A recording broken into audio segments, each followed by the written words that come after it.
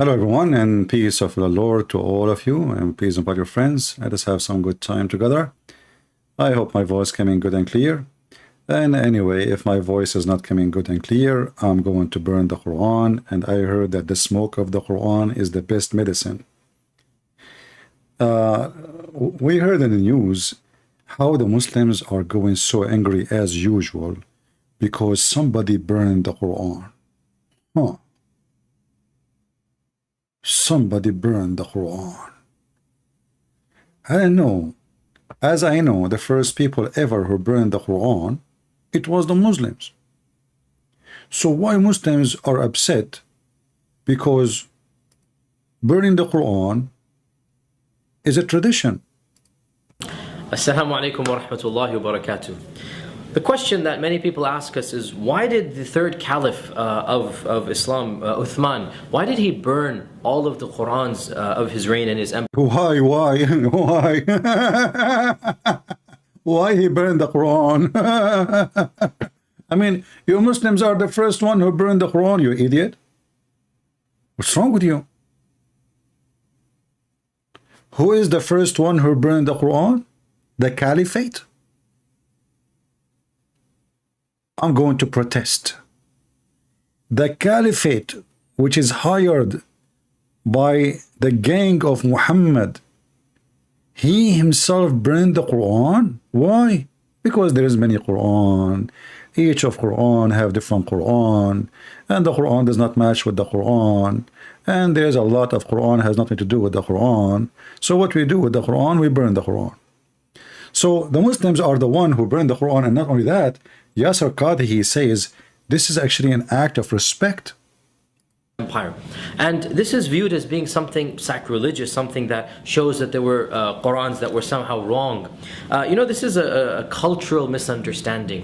Because from the Islamic tradition, when you burn the Quran, you're not disrespecting it. In fact, this is the way to respectfully dispose of it. Okay. I promise you, Yasser Qadhi, each time I do a barbecue, I will burn the Quran to show respect to the Quran. So why are you Muhammadan going so crazy? As long as this is the way to dispose the Quran, is to burn it. So what the problem? And why Uthman want to dispose the Quran? And why you don't tell them that the rest of the Quran are not the same as the Quran? Uthman did not burn his Quran, he burned the other Quran. Potato. Now, you know, the leader of Hezbollah, he made a speech 2 days ago.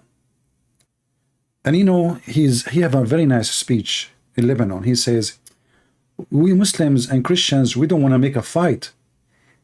The Israeli, the Mossad, they made that guy burn the Quran so Muslims and Christians will fight each other. Bingo. I mean, how come we did not notice? It is the Mossad. They call the Iraqi who live in Sweden. Hello, Iraqi? This is the Mossad. Yes, this is Yes, this is Jack Shalom from the Mossad. Habibi, listen, you burn the Quran tomorrow, Habibi. We pay you 20 shekel. 20 shekel, yes, Habibi. You want 20 shekel now? No, you burn it first. Okay, let's not negotiate. Remember, you are talking to a Jew. Okay, 21 shekel. Okay, I will pay you 1 shekel now, and you get the 20 shekel late. So the Nasrallah, because he's a potato, and he starts saying, this time we have a stronger reaction. As an example, some Islamic country that threatened to cut their relationship with Sweden. Why you don't do that, you stupid? I mean, Sweden will not live without you. What will happen to Sweden if you cut your relationship with them? They will not eat no more Swedish milk or Swedish cheese. And they will not have technology coming from you. And the Swedish don't buy your petroleum. They don't need it. So why you don't cut your, why you don't tell Iran, your boss in Iran, he's stupid, mullah, cut relationship with the Swedish right now. Yeah, cut it. You know what? In America, we laugh at the Quran every day. What about you Muslims? Cut your relationship with America. Potato. Don't you see what the Americans are doing? They are allowing me, not only, I don't burn the Quran, I burn Allah with the Quran. I burn Muhammad every day. I put a screwdriver in his anus every day. What you can do about it? What burn the Quran? In fact, I'm going to launch soon a goat experiment, and I will broadcast it soon. We will see when. About the goat eating the Quran. I mean, you will wish that we stay with burning the Quran. The goat eating the Quran. And not only that, I will start, maybe it's a good idea as long as you Muslims making violently, you know, because you are a savage people, you know, as usual. You don't know that everybody have the right. Okay, the Muslim now, they decide to burn the Torah and the Bible, supposedly, both of them, I don't know, the Torah alone, in the front of the Israeli embassy, I think, tomorrow. We will not get upset. Oh, burn it. Look, listen. If you burn it, you will burn Muhammad. I thought that Ahmed did that. He found Muhammad in the New Testament and in the Old Testament. So you Muslims, you are going to burn Muhammad.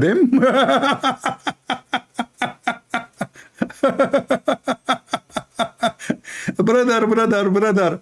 So, brother, we Muslims, we are going to burn the gospel tomorrow, the Torah, in front of the Israeli embassy. And they, okay, brother, but brother, I thought the name of Muhammad is in the Torah, brother. Isn't Muhammad in the Torah? So, are you going to burn Muhammad in the Torah, brother?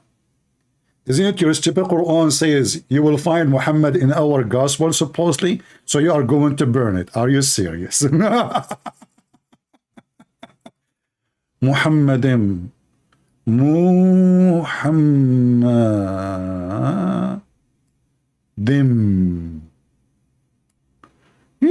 You look so cute. No. Subhanallah, perfect. And you know, mashallah, you are going to go to heaven because now you protect the Quran. You know, those Shia women, they do mut'a, prostitution. Women in Iran, they are selling their kidney, and poor people, they cannot find jobs, and they keep the poor people busy with the stupid things, so nobody will question their government. What's going on? Why we have no jobs? Why every branch of government is corrupt? Why the whole country is down? Why everything wrong? So they keep them busy with the stupid things. They are the one who protect the Quran, brother. But they don't protect their own people. They protect the Quran. The people going in the sea, die in the sea just to run away from them, but they want to protect the Quran. And then when they go to Sweden, Hungary, refugee, and then suddenly their belly is full, and now they are good Muslims. Yesterday you came as hungry, begging for food. Today you are now a lion? Well, they should ship you out, kick you out of the country. Those Swedish people, they are stupid. I have to agree. All European countries are stupid for having you. Because they brought to them people who they are savage. They don't understand that they are guests in this country. If you don't like it, why you are here? Same time, Mohammedans. When you say you are going to burn the Bible, I will never be upset if you burn it. Why? Because I know that my God exists, and he allow, the Bible says, that the sun will rise over the evil and the good, which mean the bad and the good, they will get the benefit of the sun. And then there is one day, it's called Judgment Day. But look what happened with your stupid Quran. In the stupid Quran, Allah, he promised that Allah will protect the Quran. How come Allah is unable to protect the Quran? Where is the protection of Allah? I remember Mimi Hijab, he made a video of the guy who burned the Quran 5 months ago, and he said, the brother and sister, subhanallah, he died. He died who committed suicide. Hey, Mimi Hijab, where did you get this information from? A stupid Abdul, he published a YouTube. Mimi Hijab, he killed the guy, that's it. Allah killed him, brother. Allah killed him. This will remind me when Muhammad, he said, if I am lying, fabricating Quran, Allah will cut my artery. And this is exactly what happened to Muhammad. So each time somebody burned the Quran, the Muslims, they have to play the Islamic Halloween. They want to show us that Islam is peace. Well, if Islam is peace, why you don't say to the person who burned the Quran, okay, brother, may God forgive you? What happened? What happened to Islam is peace, and Islam came for harmony, and Allah forgive all sin. Isn't Allah said forgive all sin except to be mushrik? Yeah? Yeah. Which means he forgive burning the Quran, pooping in the Quran, pissing in the Quran, all sin. Even if you are homosexual in Islam, Allah forgive all sin. The Quran says that, not me. Except the sin of taking someone with Allah to worship, like Muhammad. You Muslims are mushrikeen. You worship Muhammad beside Allah. So each time we burn the Quran, you will do the Islamic Halloween. And who is this guy in the middle? Is that Dawah? What he's doing there? Dawah. Instead of being a hero in YouTube, what about you do something about it, man? Hey, Dawah, why you don't say something to me like you want to do something to me? I mean, I wrote 4 books about Muhammad. I laugh at your prophet every day. And you don't even dare to say something? What do you want to do about it? Potato. In one hand, they claim that they are doing jihad for Allah. In one hand, they are saying we are watching. Potato. So, you know, you want to burn the Quran. That is a good point for me. Because simply burning the Quran proved to me something very important. 2 things. Allah in the Quran, he says he will protect the Quran. Allah cannot protect the Quran. Obviously, he is asking the Muslim to protect it, and the Muslim, they fail. I mean, at least cut your relationship with Sweden. As an example, Erdogan, he is so upset now. What do you think Erdogan will do now because he's upset? I will tell you 3 things. He will go to the bars in Turkey, one of those bars in Turkey, and he will spend the night with a bunch of hookers, praising Allah for the blondie Turkey girls. If we type right now nightlife in Turkey, I mean, Erdogan, listen, he is a very Islamist, a Muslim. He's very Islamist. I mean, the guy, he recite the Quran before he do anything. But he did not shut down one nightclub in Turkey. Women wearing nothing in the street in Turkey. Brother, Turkey, what do you know about Turkey? Burkina Faso. So Erdogan, brother, is so upset from burning the Quran. But Turkish people don't care for Islam for a second. I mean, I want to go to Turkey. Who don't like to go to Turkey? I found the Quran. I am yours. This is the Quran? Yeah, this is I just found that the verses of 10-time breastfeeding. Look, even there's an arrow in it. We found the verses, the missing verses in the Quran. What is this? American tourist stunned by Morocco? That's good. That's even better. I want to go to Morocco too. I'm getting dizzy now. Yeah, I want to go everywhere. Yeah. So Erdogan, brother, is so upset. Subhanallah, subhanallah. People, do you see those breasts? Allah, he made them. Allah, he made those breasts. And then Allah, he ordered us in the Quran, which Muslim, they burn it, that you have to suckle them 10 times. 10 times? Yes, brother. What happened to the verses? Where they are there? The goat ate it. Muslims are going to protest against the goat who ate the Quran.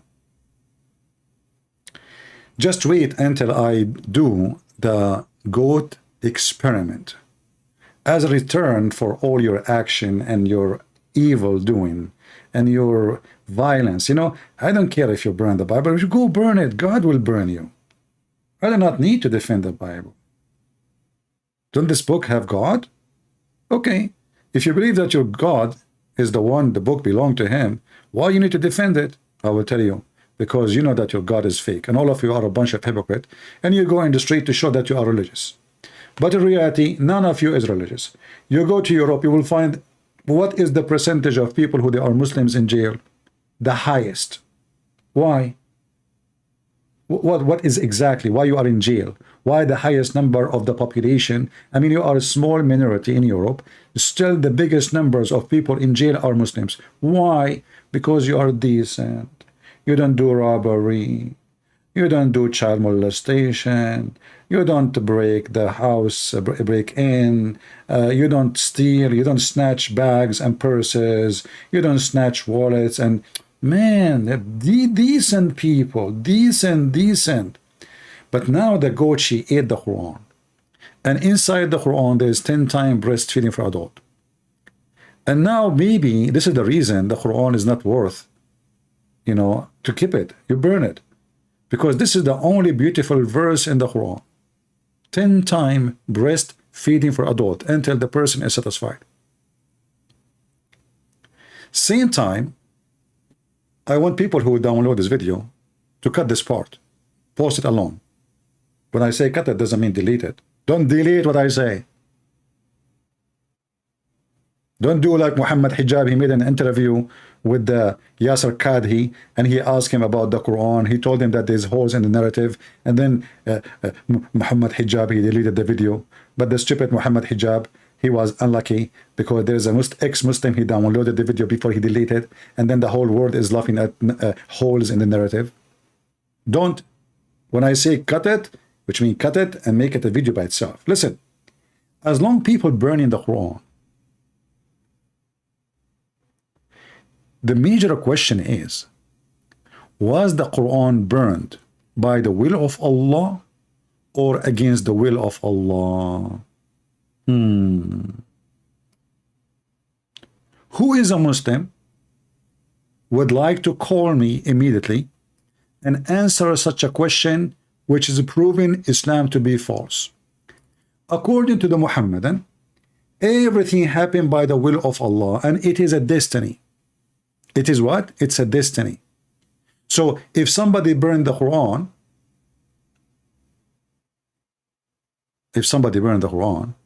that because Allah made him burn the Quran. What do you think?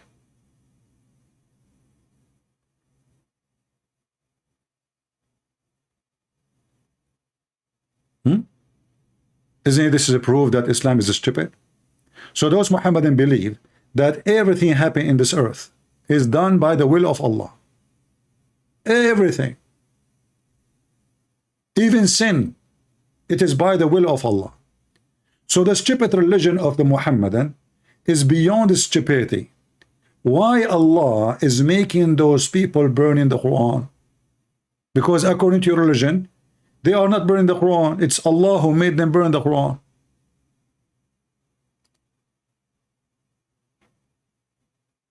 Any Muhammadan would like to join us?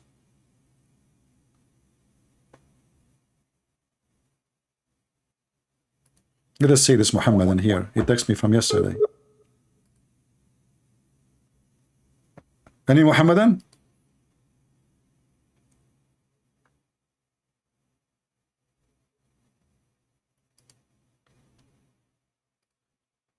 Well, he is not online. Let us look for someone else.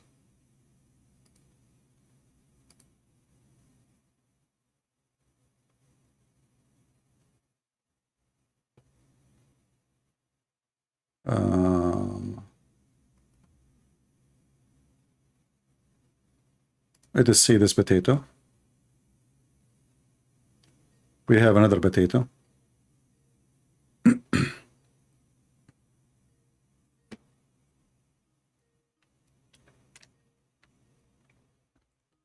Let us hope he will answer. Again, the question is, was the Quran burned by the will of Allah or against the will of Allah? And I assure you, not a single Muslim will dare to answer.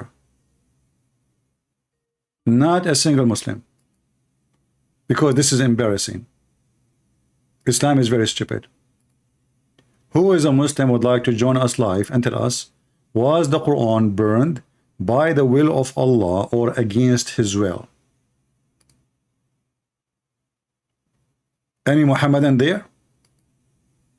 Any of the black stone kissers, Quran defenders, Muhammad worshippers can answer such a question?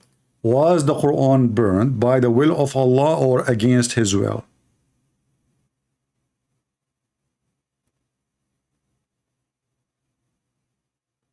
They will never be able to answer it. They are stupid, they are silly. This is a donkey cult. This is not even good for donkeys.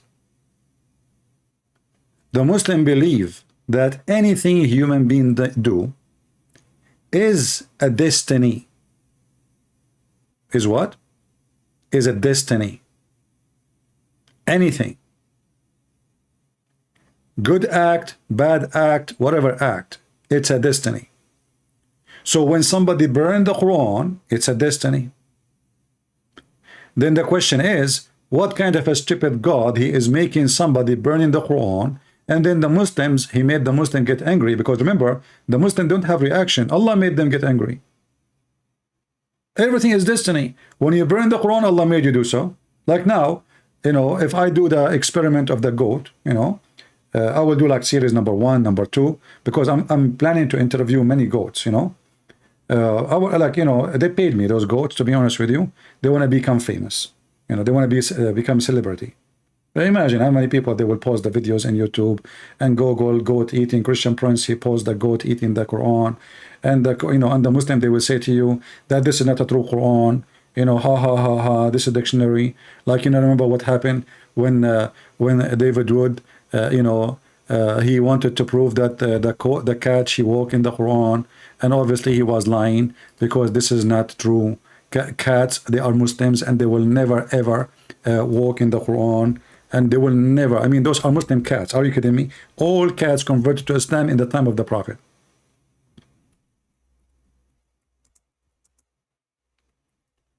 If you type in YouTube, brother,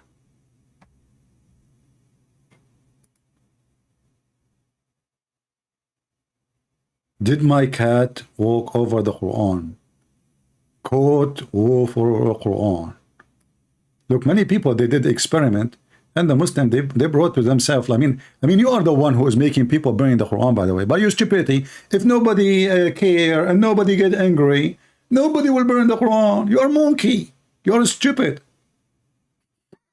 But look, so Papa, listen, brother. A Muslim, he made a video that the cat is not walking over the Quran, and the video was like watched by millions. You know, the cat will not walk over the Quran. Cats, they knew their creators. Look at the video, brother. Look at the name. The cats, they knew their creator. So the cat, they knew their creator. The goat don't. That's deep. Look at the title of the video. Look, cats know their creator. What do you want more? What do you want more?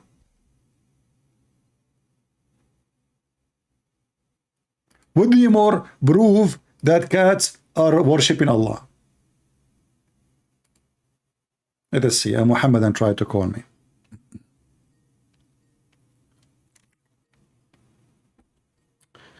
I hope he will answer. The cat, brother, cat don't walk over the Quran. Cat don't walk over the Quran. Yeah, all right. Original video. Original video. Hello? Hello? Fakira, why you are changing your voice like that? I mean, don't you learn that I will know your voice like the same as I know the voice of the Muslim cat? Stupid idiot. We ask Muslim to call us, we get fakira, transgender. She changed her voice to a female voice. Anyway, so the Muslims, because they are so desperate, you know, like let us say to earn points, you know, their religion is like, you know, how I can prove to you Islam is good, you know, what I can do. I will do anything, anything. And if you burn my Quran, I will go and make too much noise and make fire and burn cars, and then you get arrested. And we will laugh at you. And we are sitting home, drinking our coffee and tea. And then you will see somebody like, you know, David Wood, sitting in the kitchen. Look, sitting in the kitchen. He bring a cat, you know. I bet you she is like a street cat, you know. She work like, you know, you pay her, she'll do whatever you want. You know what I'm talking about, you know. She is the kind of the cats, like, you know, cheap quality cat, you know. So, you know, he went to the street. He found a cat. You know, she's an atheist cat, obviously. She don't care for God, you know. And he said to her, listen, I want you to we want to do a film together. She said to him, listen, I used to work to Android tits before you. And I warn you, you cannot play the lover boy with me. I learned my lesson. So don't put your hand over my neck and my lover boy game, human trafficking, animal trafficking, cat trafficking. Those things don't work with me because I worked for Android tits before you. So lover boy will not work. And David Wood was shocked, like, what the heck? He thought like he would say, hello, honey, come on, come here, you know, the lover boy game, you know, so he can convince her. This is an expert street cat. She went through a lot of catting stuff. So, and then like, okay, he said, listen, I have caviar at home. And you know what happened then?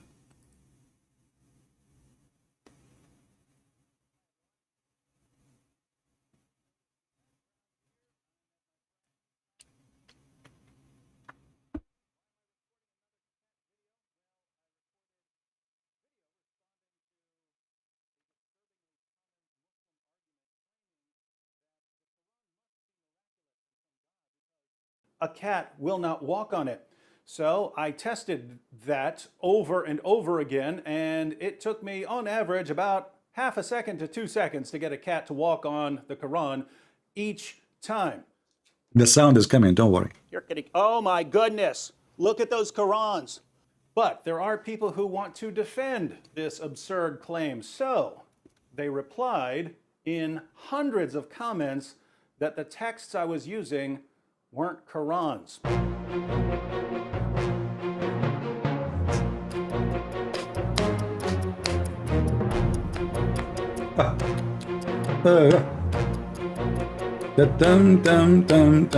Music is haram.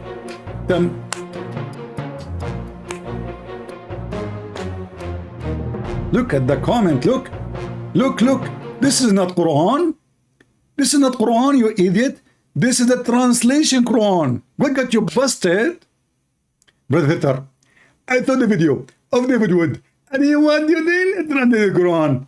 And bad news for you. This is the translated Quran, and this is the Quran. Hey, Zakir, Naik, why are you talking like this? Are you drunk? Did you take like some vodka or something? Get in breath. I don't drink alcohol. So what, you drunk? Be honest with me. Breathe in breath.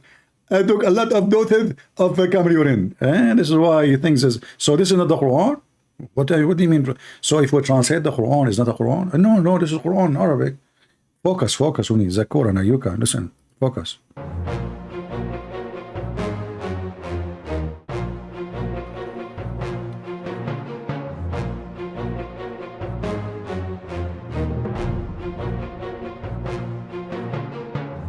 You know this here, the madness of those Mohammedan? I mean, we are talking about a cat. Listen. I mean, those people are so stupid to the point they are going so crazy for a video. And like, what is the topic? Just to show you the madness of this Mohammedan religion. The topic is, I mean, Elon Musk is going to the space, to Mars. The Muslims, they discover that the cats are Muslims. Subhanallah, the cat. Meow, meow. Brother, what the cat is saying? Shahada? Oh, really? So those, like, in Tom and Jerry, this is why, like, Tom is chasing Jerry, like, the Muslim cat is chasing the rat, the mice. Exactly, brother. Jihad. So now we are trying to prove that Islam is a religion because the cat, she knew what is haram. So how come the cat, she knew what is haram, but you Muslim do not know what haram? How come we go in the bus, we see Muslims staring at women asses everywhere and touching their ass of women? How come, like, if we go in Egypt, you will lose your wallet in 2 seconds? How come if we go in Morocco, they give you card in the street for prostitution? How come in Turkey, there is girls wearing no clothing and right away they scam you and they take you to drink coffee with them, and there they make you pay the hell of money because of the scam? I mean, so, but the cat, she knew what is haram, what is not. But you Muslim do not know what is haram? Are you saying to me that cats are more religious than you, brother? Now, the movie of the cat was so hilarious and beautiful. I don't know the name of the actors, but I like to watch it from time to time.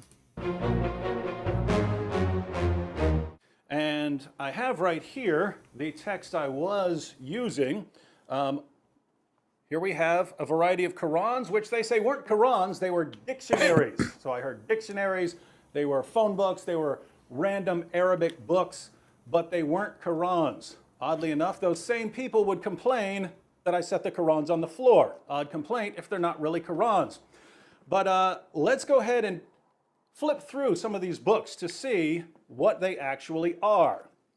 Notice that it says the Quran. That's odd considering it's just a dictionary. You can zoom in on this and see it in the original video. Arabic text with corresponding English meanings.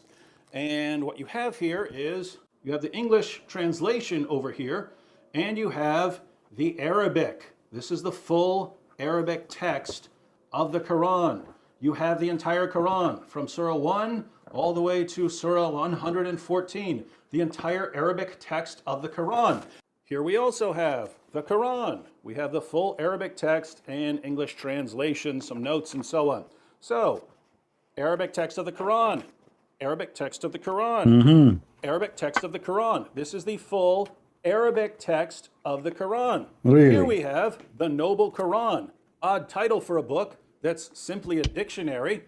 Once again, we have the English text and we have the Arabic text. Yeah. The full Arabic text of the Quran. And yet, for some reason, it's not a Quran, even though it contains the full Arabic text of the Quran. It's not the Quran, come on. Full Arabic text of the Quran. Lots of English translation, lots of notes, you have introductions, but you also have the full Arabic text of the Quran. And yet we're told that this isn't the Quran. So basically you have two different kinds of claims. You have one, people saying that these are just dictionaries or some other random texts. I hope you see at least that these are Qurans here. But then we have another claim, which is that if any translation is added, it's no longer the Quran. Ooh. So if you have the full Arabic text of the Quran and you add a word of... Freeze. Guys, I just freeze the guy. I got him busted. Notice what he said. We have to freeze him, He said, and he admitted, that this is not only the Quran alone, it's a cocktail. So how we know now the cat is maybe stepping in the cocktail, not on the Arabic Quran? We got them bust. I mean, you see how easy to get bust those kuffar? You need always just freeze them, freeze them in the freezer. Like, stop. Got you, So the cat, she was doing what? She was walking between the words. Like the Quran have Arabic and English. So the Quran is what? Arabic and English. The cat, she is not a stupid. She knew what is Arabic and what is English. She was stepping on the English, what got you busted. So now, this was a freezing point number 1. Let us see freezing point number 2. Shall we? Of translation. Suddenly you have just destroyed the Quran. It's no longer the Quran. Now, why is that odd? Well, the word Quran means recitation. right? It's something to be recited. You write it down in the text because that's the text that is to be recited. So if you have the text in Arabic that's to be recited, then you've got the Quran. But according to our friends out there, it's not the Quran if it has an English translation beside it. So notice, if you were to say that you have the entire Arabic text of the Quran memorized, if you went to classes and memorized the entire text of the Quran, if you know the translation for any one of those verses, you don't have the Quran memorized because you've also got another language in your mind. See how silly this is? But I aim to please, my friends, and so we're going to put this to yet another test. Our friends say that these Qurans are not real Qurans because they're not just in Arabic. If they were only in Arabic, then we could actually have ourselves a little test. Well, we're going to go ahead and have a little test here. I have a can of cat food. Remember, that was the original claim. The original claim is that a cat will not walk on a Quran, step on a Quran for food. We're going to test it. Will a cat step on the Quran to get to some food? Let's test it with some Arabic text. So we have here a variety of Arabic Qurans. And we have some delicious cat food. This cat is already stepping on. You want that? Hey, look, where's that cat stepping? Where's the cat stepping? What is that? Stop. Where that cat stop? I mean, what's wrong with you? Freeze it. Just to freeze him. The cat, she stopped between the line. She is not stepping on the Quran. Do you think people are blind? The cat, my friend, she have nails. So what is stepping is the nails, and the nails are getting between the words, between the letters. It's not even there. She is not stepping in the Quran. You think you can fool people with those things? You think Muslims are naive? I mean, those people, they don't believe in anything except it's serious. Something proven scientifically to be true, like God will give you endless penis. This is proven to be scientifically true. Actually, Elon Musk, he proved it. When he was sending one of his ship, they found the penis. They could not recognize or identify it belonged to who, but they said it keep going. It keep going and have no serial number and no end and no beginning. Sound like Allah. So all those tricks will not work. Those tricks will not work. You cannot, and you know, by the way, Muslims, are you going to protest the cat walking in the Quran? What if the cat piss in the Quran? Now, what you would do? You protest too? Are you going to threat to kill the cats? Is this cat is wanted by you Muslims? Do you want her name and where she live? Do you want what she ate? Do you want her Facebook page? Do you want her family profile? So you can threaten her families and her baby cats and, you know, and the meow, he sleep with her. You know, she have many boyfriends, by the way. She is very loser. I mean, she's all over the place. Every day she have a new boyfriend. I mean, I don't know what's wrong with her. You know, honestly. Sound like Mohammed. 13 boyfriend. I mean, girlfriend, supposedly. So, by the way, was Mohammed a cat? Sound like one. I mean, the guy, every day, he have something new. Sometime boys, sometime girls, sometime men, sometime Usama, sometime Salman al-Farisi, sometime Jibreel look like Dahya al-Kalbi, sometime man kissing him down his belly, sometime he is with the children. I mean, this guy is all over the place. But listen, respect the Quran. And the cat, here she is showing respect. That. Very disturbed at how quickly that cat stepped It's on not, the Quran. this is not Quran. And is currently stepping on multiple Qurans. What's wrong with this cat? What's this book?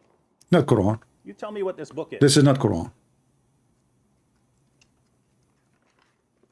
This is, okay, listen. First of all, everybody knows this drawing. This is the drawing of Hunter Biden. Everybody knows how Hunter Biden, he do his art, and he get a lot of money for it. This is the book of Hunter Biden, and you are trying to fool us that this is the Quran. There is no way a cat made by Allah will walk on the book of Allah. It's obvious. Isn't it obvious? The cat is made by Allah. So how the cat will walk on the book of Allah?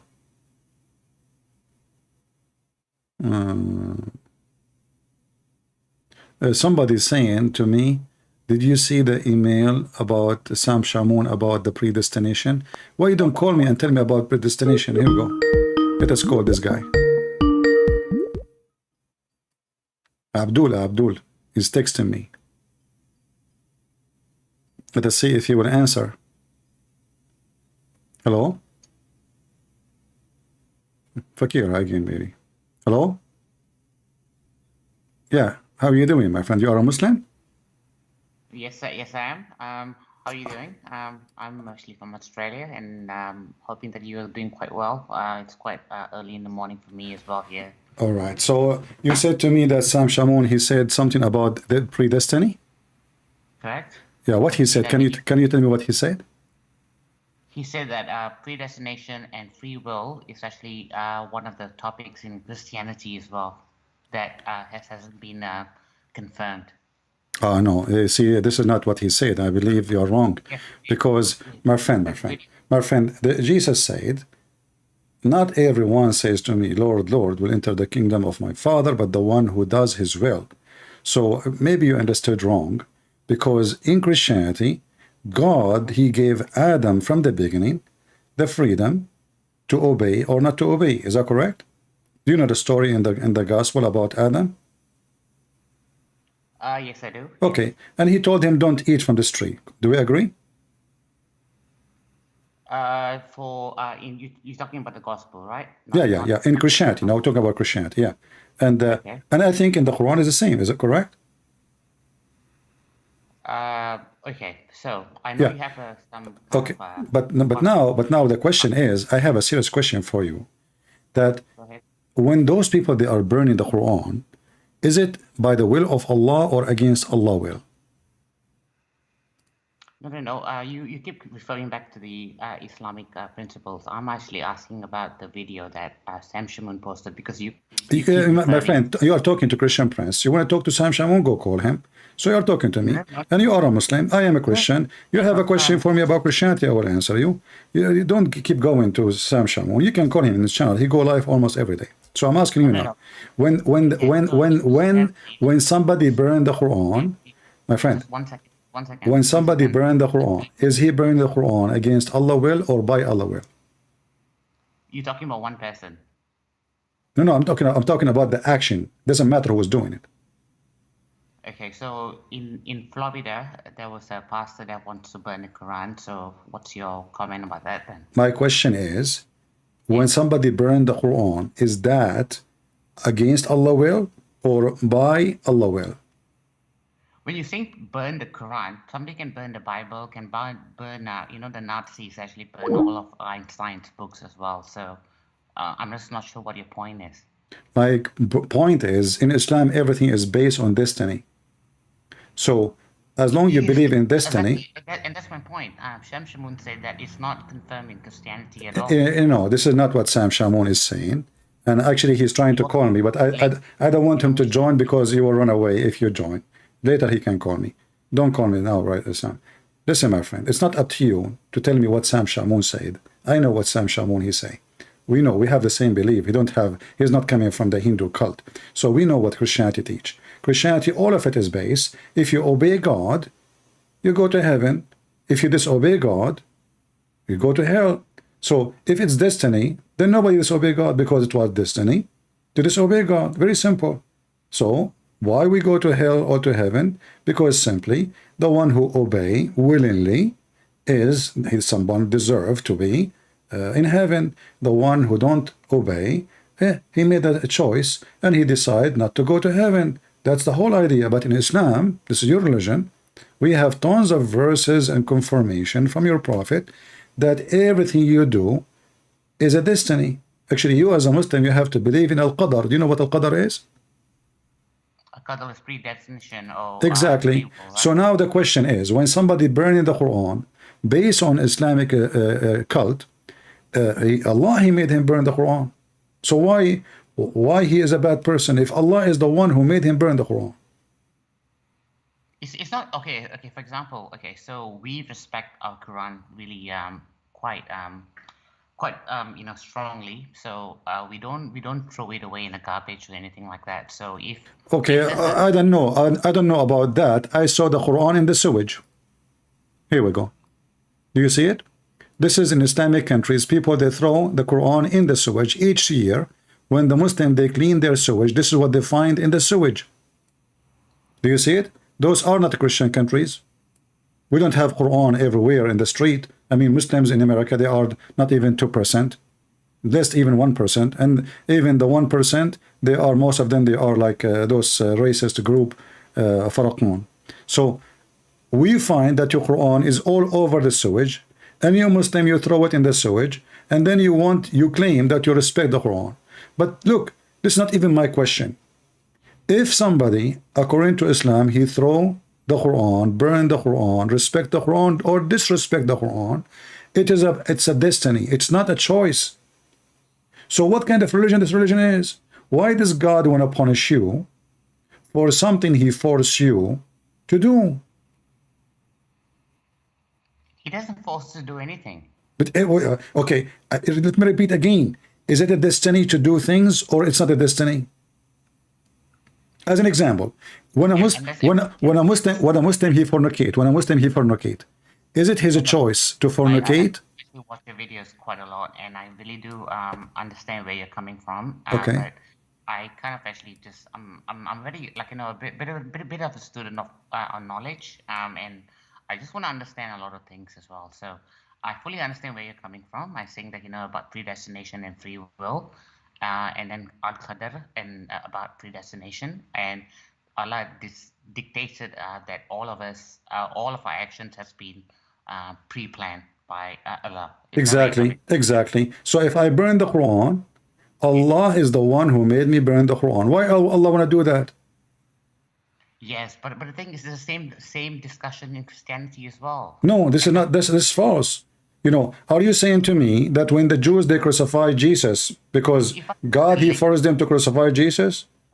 So why Jesus says, forgive them, Father? They don't know what they are doing. If they are forced, there's no need to forgive them. You forgive somebody because he did something wrong against you, and it is, he's not forced. If somebody forced you to kill me, you are not the one who killed me. If you are a soldier in the army, and the captain and your captain said to you, shoot, and the army rule is, if you don't shoot, you will be killed. So you shoot me. So who is the one who killed me? The captain, not you. So here we are talking about what? We are talking about even if you do fornication, Allah made you fornicate. Why Allah want to make you fornicate? If you do kill, Allah made you kill. Why Allah want to make you kill? It doesn't make us to do it, though. No, here we go. Your prophet says, as long as you say you watch my videos always, verily Allah has fixed the very portion of adultery which a man will indulge in, which of necessity must commit. It's a must. And he count adultery of the eyes, etc. So it's not you who choose to commit adultery. You have a portion which is written by the book of Allah, and you must do it. When Adam committed sin in Islam, did Adam choose to commit sin, or Allah forced him to commit sin? Okay, so this is my point of view. I maybe not really into all of the hadiths and kind of like what the scholars have actually said. But okay, this is my understanding about this. Okay, so yes, predestination is obviously there's always going to be a debate between predestination and free will. So predestination, obviously, Allah has actually have already written it in maybe he knows what he's going to do, but he's given you a little bit of a choice of, okay, so if something that you decide to do something different, it changes. You cannot. So No, you cannot. No, you cannot. You cannot. You see, well, the second you believe in the predestiny, you cannot change destiny. That's it. Destiny is destiny. So yes, so do you believe in Christianity? Is predestination actually one of the points?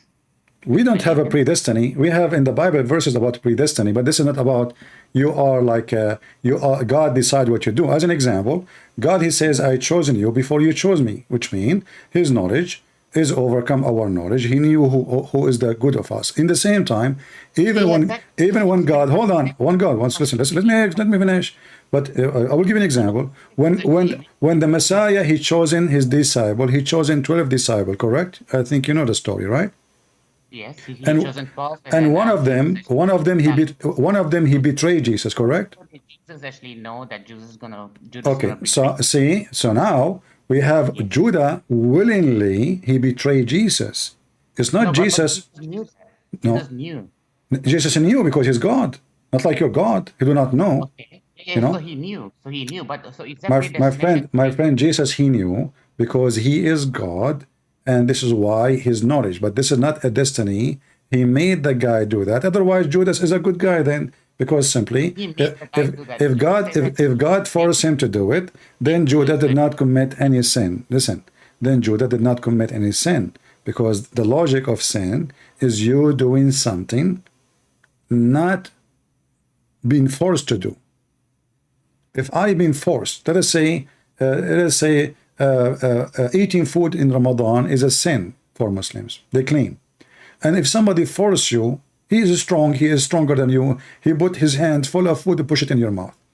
Is that sin? No, you did not do anything, correct? He forced you. So this is what destiny is. Destiny is somebody forcing things in your mouth, in your body, in your act, and now you are asking me that God will punish me because he decided for me to do something bad. Where is the logic in that? That is a stupid logic. No. See exactly. Okay, so you just said that Jesus actually knew that Judas is actually going to betray him, correct? My friend, knowledge is different from destiny. Knowledge of the thing doesn't mean destiny. I know what you will do doesn't mean I force you to do. There's a huge difference. Exactly. So and that's where I'm listen. If somebody is giving you a weather report, he says after 2 hours it's going to rain. Is he the one making the cloud coming, or he is telling you what will happen in 2 hours from now? Sorry, could you say that If again? somebody telling you the weather report, he knew. He have his own resource. He have satellite. He have all kind of equipment to tell you that next week we will have all the week raining, storm, hurricane coming, whatever. But is he the one make the hurricane come to you, or he knew the hurricane is coming to you? God knows everything. Not your God, not your God. But let's focus. Let us focus with this. This is not about God knowing. We are not talking about God knowing or not. We are talking about destiny, my friend. Focus with me. Destiny have nothing to do with knowing. Destiny is before I created you, I decide for you what you will do. This is what destiny is. Exactly, and that's my point, and that's where Shem Shamoon's video, he actually said that there is a kind of actually a debate Okay, between I'm going to invite Sam Shamoon to our conversation just for a few minutes to join us, and he will tell you about what he said in his video. Let us see. He called me. Where is Sam Shamoon? No, it's fine, Christian Prince. I can actually No. I will invite him, because you are saying things. There is no way we Christians believe that God decides for us to do sin, and this is not true. You know, Sam Shamoon will not say that. Anyway, I am inviting him right now to join us. Hey Sam, are you with me? Yes, sir. I hope my sound's coming good. Yeah, did you hear this gentleman? Did you hear this gentleman? He is claiming that we as a Christian believe that God, he made us commit sin as destiny. No, he's a liar. If you watch my video, and if I cut out, I'm driving, so. All right. If he watches my video, he would have heard my story that at one time I used to be Calvinist, because there are Calvinists that teach like Muslims predestination. I said, but when I studied the Bible, I realized I was wrong and I changed my position. I repent. No, I don't believe the Bible teaches predestination like the Muslims. God gave us choice. He doesn't force us to sin. So he's lying. All And I right. have the video. All right. I just want to be clear, okay? Drive safe, my friend. Thank you. God bless you, brother. Thank Take you. care. All right. So as you heard, this is not the stand of a Christianity. We don't believe in such a thing. And absolutely, this is wrong. Because if this is the case, then nobody should be punished for his sin. I don't know if I hang up on him too. What happened to this guy? He's gone. Okay, let's call him back. Maybe he hung up by himself, I'm not sure.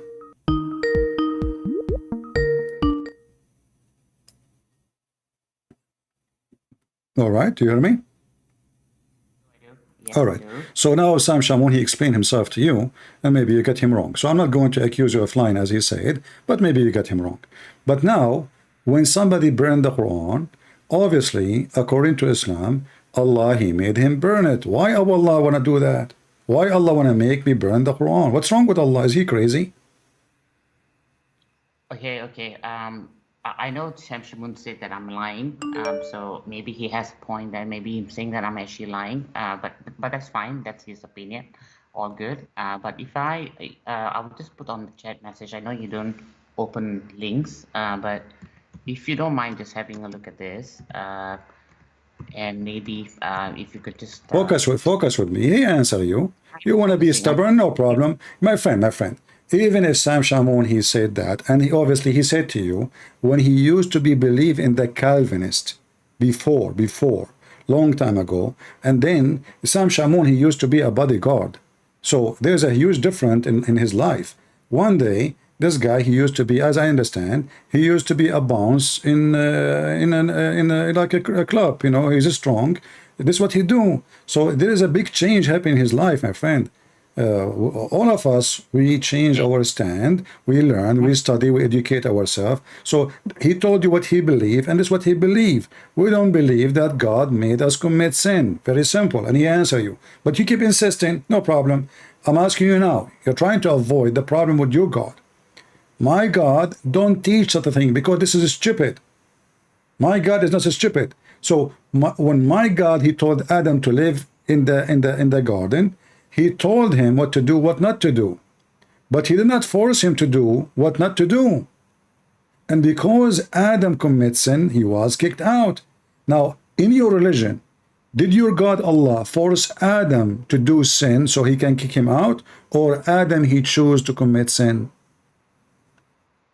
Are you going to be referring to when Adam actually spoken to Moses, and then Moses came back to him and said, Give me the answer. Give me the answer. Yeah. No. Okay. That's in the hadith. I fully understand where you're coming from. Yeah. Adam said that Allah actually asked him to do it, right? Yeah. Is that where you're coming from? Yep. No, not ask him. No, he did not ask him. He forced him. No, he told him. He forced him. Yes. Yeah. Okay. Yeah. Okay, with that. Okay. And so. So that's a little bit of a it happens with all religions, though. You see. I mean, I'm always starving to find a Muslim who is honest when he answers. We just answer about Christianity. We said no, that's not true. And then you said to us, this is happening with all religion. But if this is the case, then all religion is stupid. Because why God want to force you to commit sin, and then he want to punish you because he forced you? What is justice? You see, the form of justice is that I will be punished for what I deserve. If you force me to commit sin, then I don't deserve to be punished. But okay, so you believe that God actually has the knowledge that you know that he's... This is not about knowledge, my friend. Stop talking and going around the bushes. God have knowledge. We're not questioning that. What we're questioning is why he decide. We're not talking about he know what will happen tomorrow to you. This is not our conversation. Our topic is God in Islam decide for you what you will do today, tomorrow, next year, 10 years, until you die. He decide. So why you will be punished for something you did not choose? As you see, your prophet, he said that Allah, he decide the fate of Adam 40 years before his creation, not 40 seconds, not 40 minutes, not 40 hours, not 40 days, 40 years.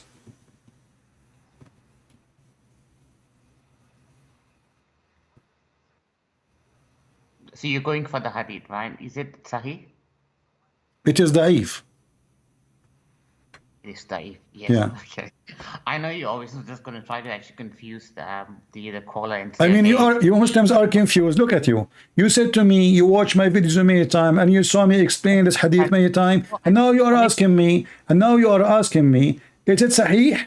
So what you were doing all this time watching my video, and specifically those videos, you mentioned to me already that you watched it many times. So how come you do not know if it is sahih or da'if? Obviously this is sahih, this is al-Bukhari. So the Muslims, let me tell you what you are doing now. In your head, you are trying to look for a parachute, how I can jump from the window, how I can like float in the water. I mean, how I can become a duck when I'm drowning. So now, in your mind, how you can answer this? Okay, is it da'if? You know, you're trying to find a nail, something to hold in it, so you can save yourself. But this is al-Bukhari. No, Christian Prince, please listen to me on 1 second. I fully understand where you're coming from. There is a hadith there, and I know that you've mentioned it on your videos as well, where Adam had a conversation with Moses in the heaven, and you know they were talking to each other and stuff like that. I fully understand where you're coming from, but at the same case, then when I was actually looking at some of the videos, because you know, for example, when you actually spoken to actually some of the Muslims, and you always refer them to Shamshimun to actually learn the Bible, correct?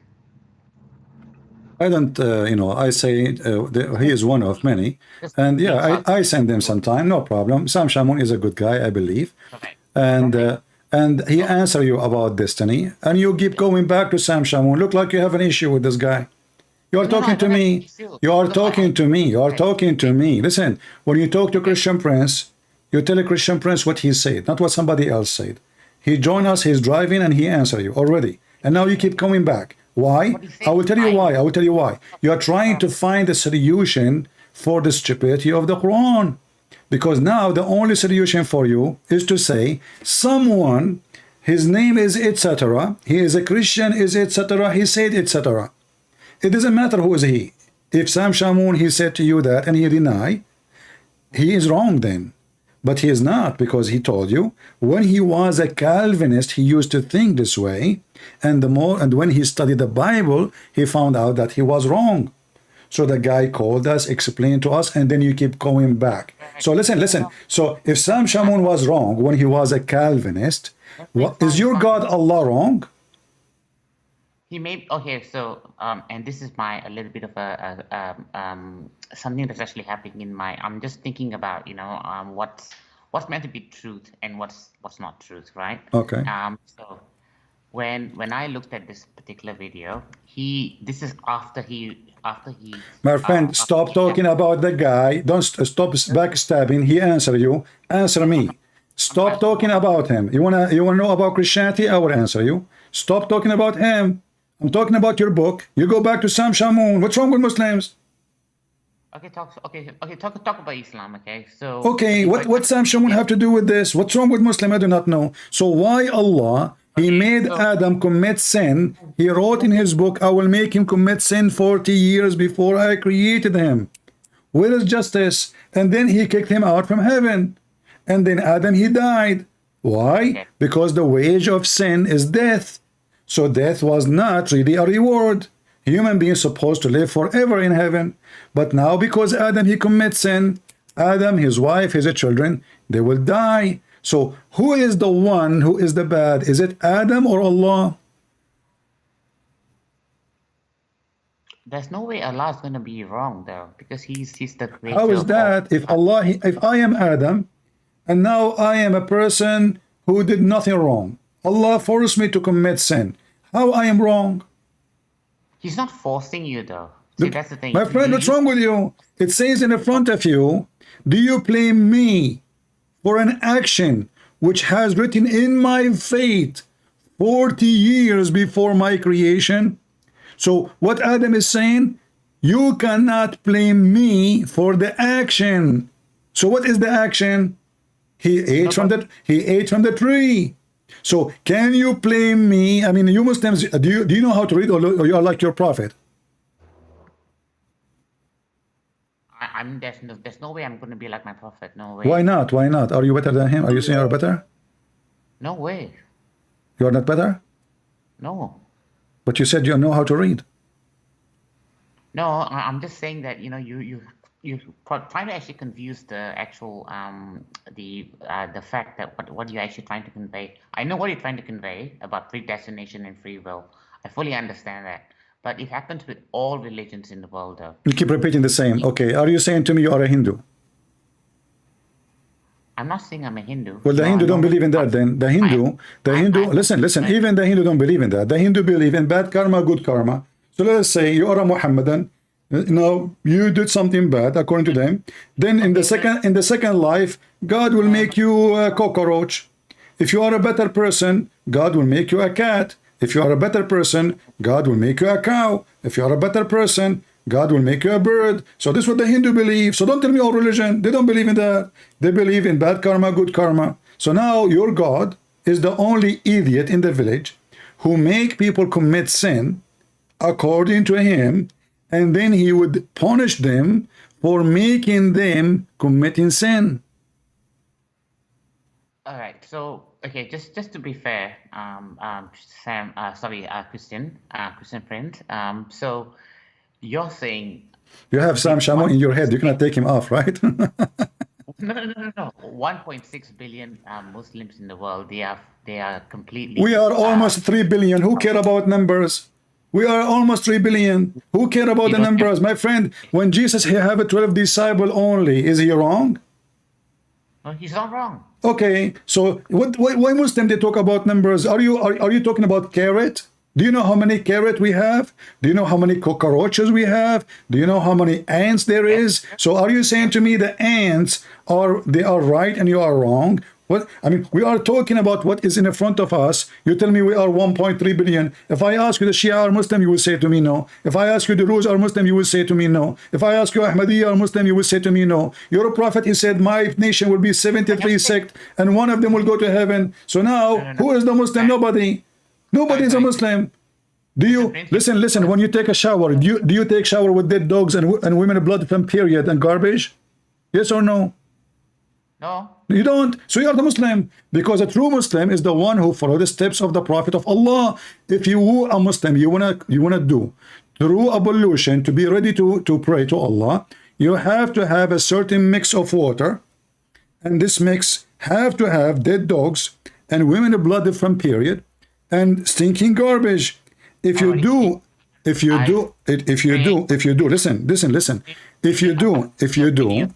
If you do wash yourself in a clean water coming from the faucet made by the Chinese, supplied by the American, imported by Amazon, you are not ready to pray to Allah. You have to get a certain portion of water. You have to have 25% dead dogs, 25% women blood from period, 25% stinky garbage, and 25% camel urine. You mix them all together, and then you are ready to prepare to wash yourself to be ready to meet Allah. Simply to be following Muhammad, you have to jump in this. Actually, the sewage is more clean. I mean, in the sewage you will not find dead dogs and women blood from period. Maybe one like, I mean, even these days women, they don't even let their blood in the sewage. So I mean, what the heck is that? Did your God Allah force Muhammad to take a shower in such a way? It's destiny. He didn't actually have a shower in there, though. He's washing in it. Yeah, but he's not having a shower in there. So what he was doing, do you know what you do? Ablution, you put water in your mouth. Is that correct? Yeah, ablution. Okay, so your prophet now, he is putting water in his nose, in his mouth, in his face, in his feet, in his hands, and this water have dead dogs and women of blood from period and stinky garbage. And you are saying to me, don't listen, let us be honest here. He did not take shower with it. I mean, he put water in his mouth, in his nose, washing his face, under his arm, his hands, his feet. What is left?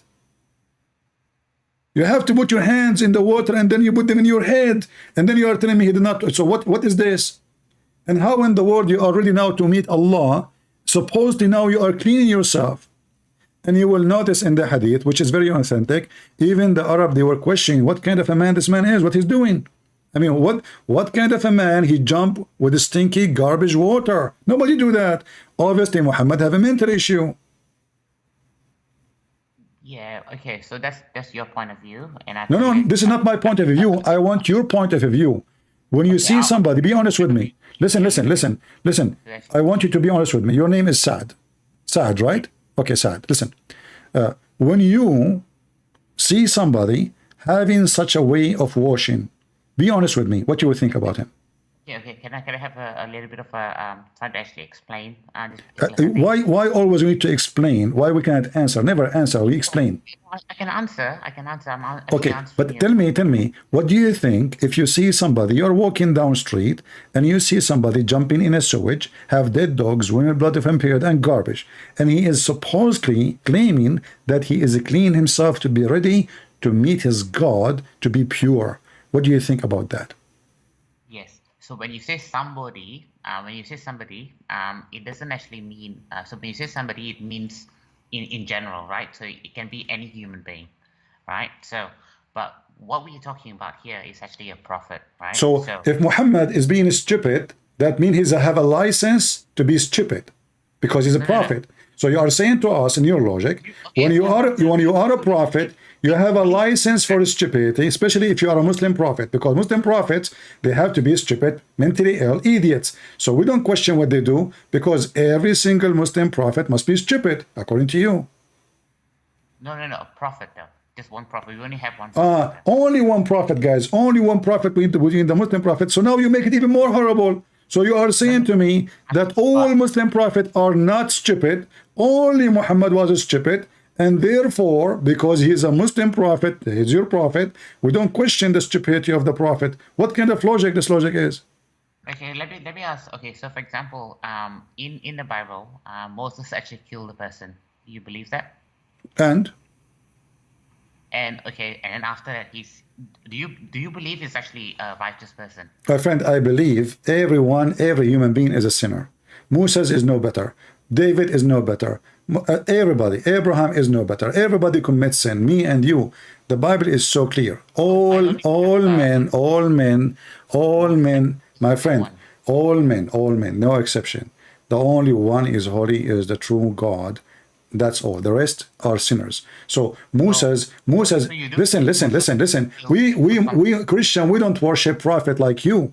We believe that prophets, they are human like us. They commit sin, they repent, and if they repent, God forgive them. If they don't, they will go to hell. So he can say he was a listen. When Judah commits sin, Judah is supposed to be a disciple of Jesus, which means messenger, very high rank in the church then. But when he did commit sin, betray Jesus, where do you think he will be? He will be in hell. So doesn't matter who you are. When you commit sin, you are under the feet of God.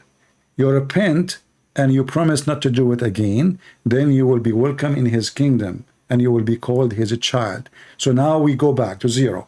You're a prophet, you are saying to me, because he is a prophet, you don't dare to question his stupid behavior. But I'm not questioning his behavior now. I'm questioning the religion. Listen, I'm not questioning Muhammad. Muhammad for me, listen, I'm not questioning Muhammad. I'm questioning the destiny.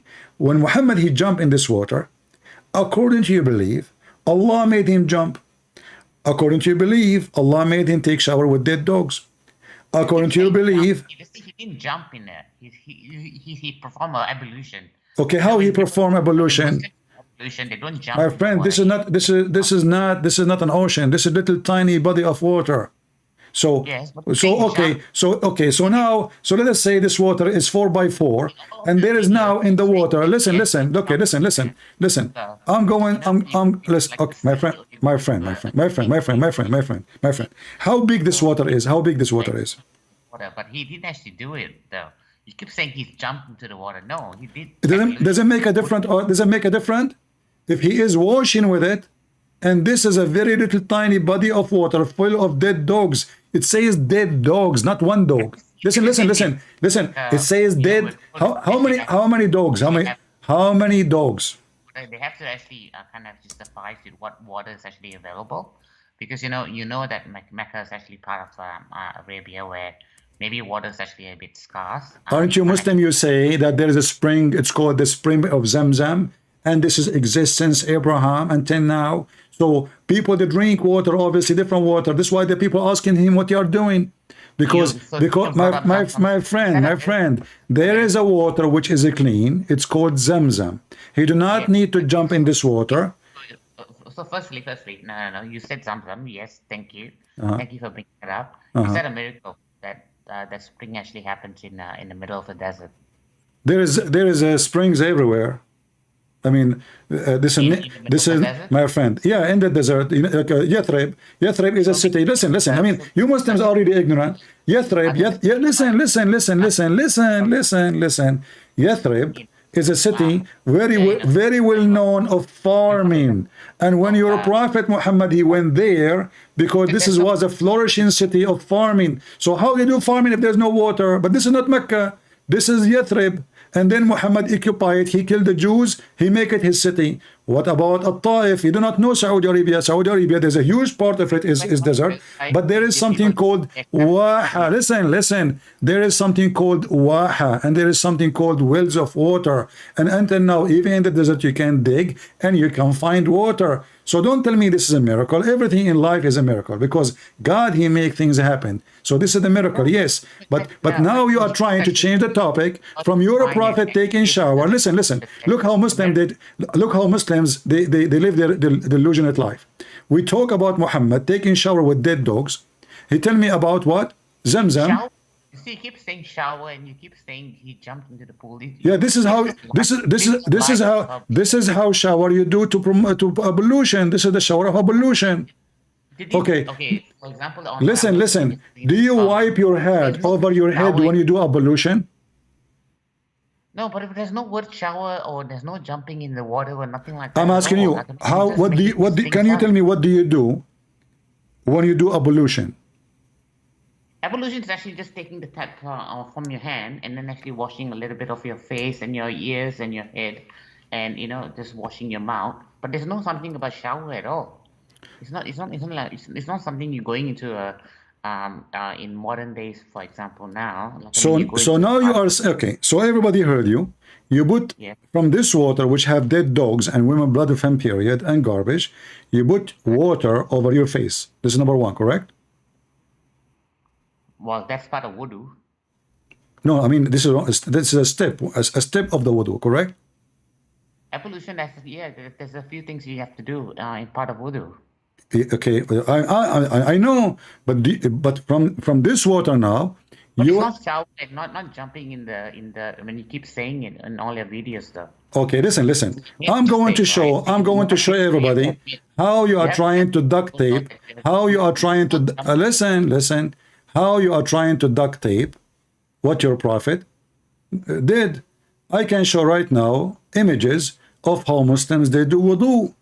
Do you want me to show you? And then you will see how stupid what your prophet doing. Because simply when you say to me he put water like this in his ears, in his mouth, in his nose, in his side, in his forehead, in his hands, in his feet. So when you are washing your feet and your hands and your face and your ears and your nose and your mouth from such a water, and you are telling me this is not a shower. So is it like better? So now it's not a shower. So now we have stinky water inside your nose, inside your ears, inside your mouth, not only in your body. And you are saying to me that this is shower. Okay, I go to the shower. I don't put water in my mouth. Nobody put water in his mouth when he's taking a shower. Nobody put water in his nose when he's taking shower. You don't even put water in your ears when you're taking shower. That's not even healthy. So you're a prophet having this such a stinky water in his ears, in his nose, in his mouth. Why? Can I give you an example though? Give me an example. What example? Okay. So for example, when you remember World War II and World War I, right? What? The soldiers fighting, right? What? This is nothing to do with religion. World War I and World War II, right? So the soldiers are fighting. This is actually trying to get Nazis out of the way. And What the Nazi have to do with your prophet taking shower with their dogs? I'm trying to give you a bit of a knowledge. So what happens if you don't actually have? No, don't tell me. I don't care about those things. I was talking about religion. You know, my friend, in the time of war, everything can happen. Everything can happen. This is not our topic now. Your prophet, he's in town, and now he is getting ready to pray, and now he is jumping in the water, have dead dogs. Be water there. How do you know? We didn't exist then in that time. So where is Zamzam? I thought a second ago you said to me it's a miracle. Zamzam is there. But you say this is actually in Yathrib. Zamzam in Mecca, you idiot. You see, you forced me to call you idiot. Listen. Listen. Same time, it doesn't matter what city. It doesn't matter what city. Do you see people, they are asking him, why you do that? If this is the only option, nobody will ask because everybody will be doing that. But people are asking him, are you doing this? Do you do that really? You know, why they are asking him? Because nobody do that. People, they were wondering what kind of a behavior such a behavior is.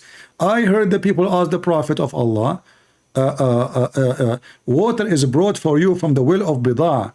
Is that well which dead dogs and menstrual clothing and excrement of people thrown in? He said, yes, water is all. So they are questioning what he is doing. Nobody do that. Nobody would do that. Otherwise, nobody will ask. If this is the behavior of everybody, then nobody will ask. People, they question you about what you do. If what you do, nobody does. Because this is strange. This is not normal. You know, this is not right. Why you are doing that? Read with me. Do you see this hadith in front of you? Do you see this one? Read with me. It says, I passed Abu Sa'id al-Khudri, he said, and this is one of your prophet big reporter for prophet stories. I passed by the prophet when he was performing wudu, which means ablution, from the well of Bidah. I said, are you performing wudu from it when garbage is thrown in it? He said, water is not made impure by anything. So what is the surprise is, people don't do that. He's saying, are you doing such a thing really? So if there is no other water, then how people will not throw garbage there if this is the only water, because this would be maybe a spring of water, but this is not. This is sewage. This is water coming from washing clothing and dishes from houses. Huh? You see, it doesn't say sewage in the hadith though. You're just making things up. My friend, it says sewage. Listen. Okay, hold on. Listen. What we have in the sewage, if we open the sewage, listen. What we have in the sewage. No. I will definitely try to answer this, and I'll try to actually get a bit of an understanding and it's a small body of water. Is not even in the size of 6 arms. 6 arms. It is six arms. Listen. It is 6 arms. Listen, read with me. Here we go. It is 6 cubit. It is 6 cubit. Breathe. And it's not even to the height. It's not even to the height of your body, to your private part. So this is a very small, tiny pool of water. Have many dead dogs and women of blood different period and stinky garbage. Even you Muslim, you translate it saying stinking garbage. Do you know what stinky mean? Of course I do. Okay, what stinky mean? Tell me. I don't think you do. Tell me what stinky mean. Look. No. Tell me what stinky. Tell me what stinky mean. No. I want to know what. I want to know what stinking means. Stinking. What stinking mean? Of course you do. You know what it No, I do not know, because Muslim, they have different definition for everything. When we say adultery, Muslim, they have legal adultery. When we say theft, Muslim, they have legal theft. When we say lying, Muslim, they have legal lying. So we might use the same dictionary or words, but we don't share the same value for the words. So I'm asking you, what stinky mean? Okay, so did Paul kill anybody? Here we go. See, guys, did Paul kill anybody? I know you're gonna be laughing. I know. The drunk nation of Mohammed.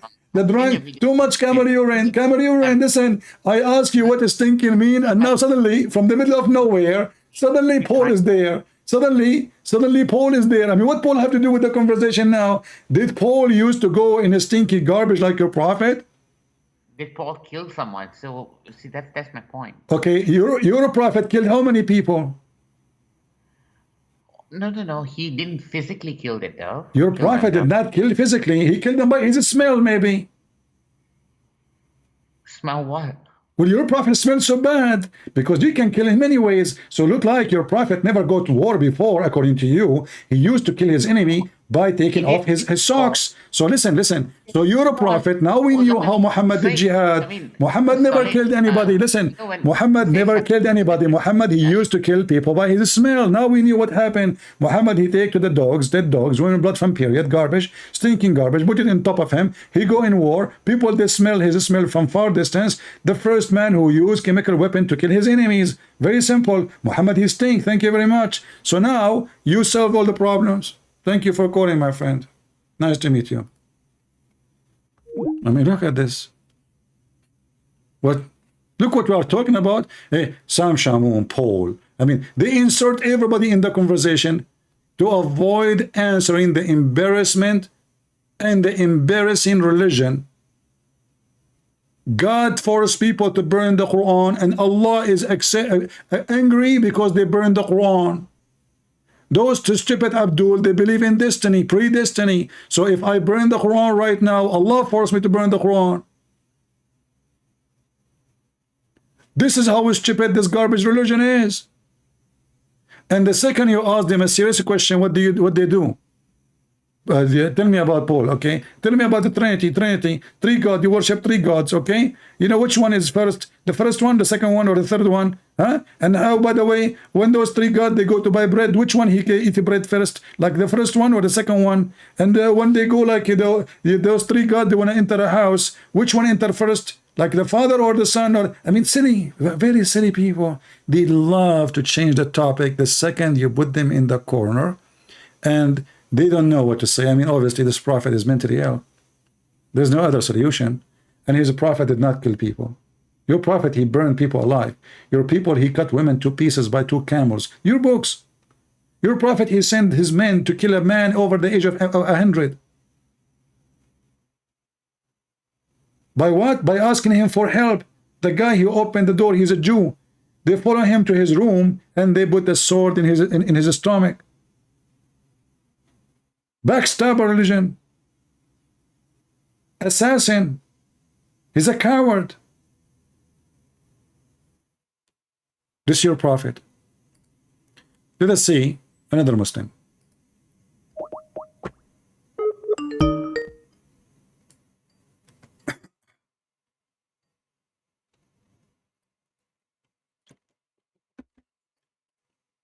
How are you doing? Good, how are you? Are you a Muslim? Yeah, I'm Muslim. Yeah. What does that mean? Yeah. So Are you a real Muslim or so Muslim? No, I'm a Muslim. Okay, what do you think about the predestiny?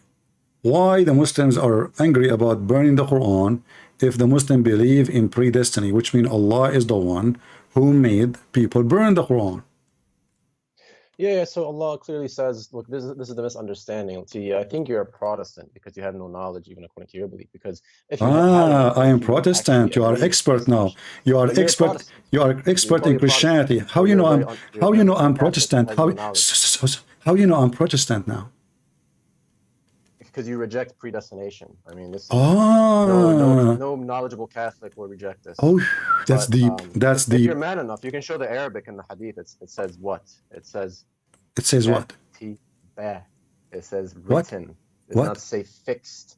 It does not say fixed in the Arabic. It says written. What does written mean? When was it written? Do you know? What's written? Tell me. Go ahead. I'm learning. Do you know what it means when it was written? No, you tell me. I'm listening. And don't worry, I'll teach you because you need to be taught about your own theology. Okay, go ahead. So basically, look, foreknowledge does not mean that He forces you to do it. Allah says in the Quran clearly. He says what? He says that Allah did not wrong you; you wronged yourself. So this is one example that we have free choice to make. We don't believe in free will in the sense that our will can overcome God's will. You don't believe this either. If God willed for you to die tomorrow, can you will for yourself to die today? No, you can't. Mhm. If God he wrote for me to die, I cannot change that, correct? If God wrote for you to die Yeah. tomorrow, Yeah. if he knew that you would die tomorrow, can you die today? No. Yeah, I can. You can? Yeah, I can. I can. I can. You're God. I can prove it. I can prove it. You're God. You're God. Listen. I'm talking about your God. Your God, he said to Muhammad, a few people will be waiting for you in the battle to fight you. When they went there, they found that there are too many. So your God is he do not know the future. I can change because if your God he knew the future. Yeah, show that in the verse. Okay. Show that in the verse. Okay, we will show, but we will show that in the verse. He knows. It didn't say that he doesn't know. What do you mean he knows? He knows what? What do you mean he knows? He knows what? It says that he knows. It didn't say he doesn't know. Hold on. Allah he knows what? I don't let Christians like you divert. Listen. Allah he knows. Allah he knows what? Allah he knows what? Your God regrets. Allah he knows. Here we go. Allah he knows what? I'm asking you, please. Allah he knows what? He's all knowing. Nothing. Okay, if Allah is all knowing, why he is saying women she have a sperm coming from her ribs? It doesn't say ribs. Are you sure? It doesn't say sperm. It doesn't say sperm as well. No, I mean it says back between the backbone and the ribs, but it doesn't say sperm. See, this is your lack of knowledge in the Arabic language. Okay, I want you, Mr. Lack of knowledge of Arabic language. I speak Arabic better than your God, and I will put the hadith in front of you in Arabic and in English, and you tell me. And listen. Okay, hold on. Okay. Listen. I will put the hadith for you. I will put you on the cross. I will put you. Don't. If you want to be rude, I can hang up on you. I mean, I'm trying to talk to you as an adult. So you want to talk as an adult? Go ahead. You want to talk like a kid? I hang up on you. You were disrespecting the last guest. Let's be honest now. He was respectful. Well, no, he's a person. He keep talking about things that have nothing to do with our topic, and you are doing the same. You are doing the same. I'm talking about your prophet taking shower with dead dogs. He's talking to me about did Paul kill somebody? What does this have to do with this? Okay, khalas. Yeah, I know he tried to divert. Okay, listen. Okay, so now, So now, let us see. Okay, so when your prophet said, if the man water came before the women water, the baby will look like the women or the man, like the men who come first. What does this have to do with predestination? I said we can talk about all. No, we are talking about the sperm. You forgot. You are the one who said to me, "Show me." You are the one who asked me to show you. You asked me to show you. Listen, you asked me to show you, and now because I showed you, now you want to change the topic. Isn't it you who said to me, show me where it says women have a sperm? Isn't it you who say it doesn't say sperm? I'll discuss this after we finish the previous topic. Listen. Okay, no. We will go. You mentioned this. You said, show me. I'm showing you. Do you bite your tongue? Let us finish it. Let's finish it. So your prophet says the one who comes first, the baby would look like him or her. So what that comes have to do with how the baby look like? Well, I told you we can talk about this. Stick to the topic. Why we cannot talk about it? We are here. We are here. It's okay. We are here. Tell me.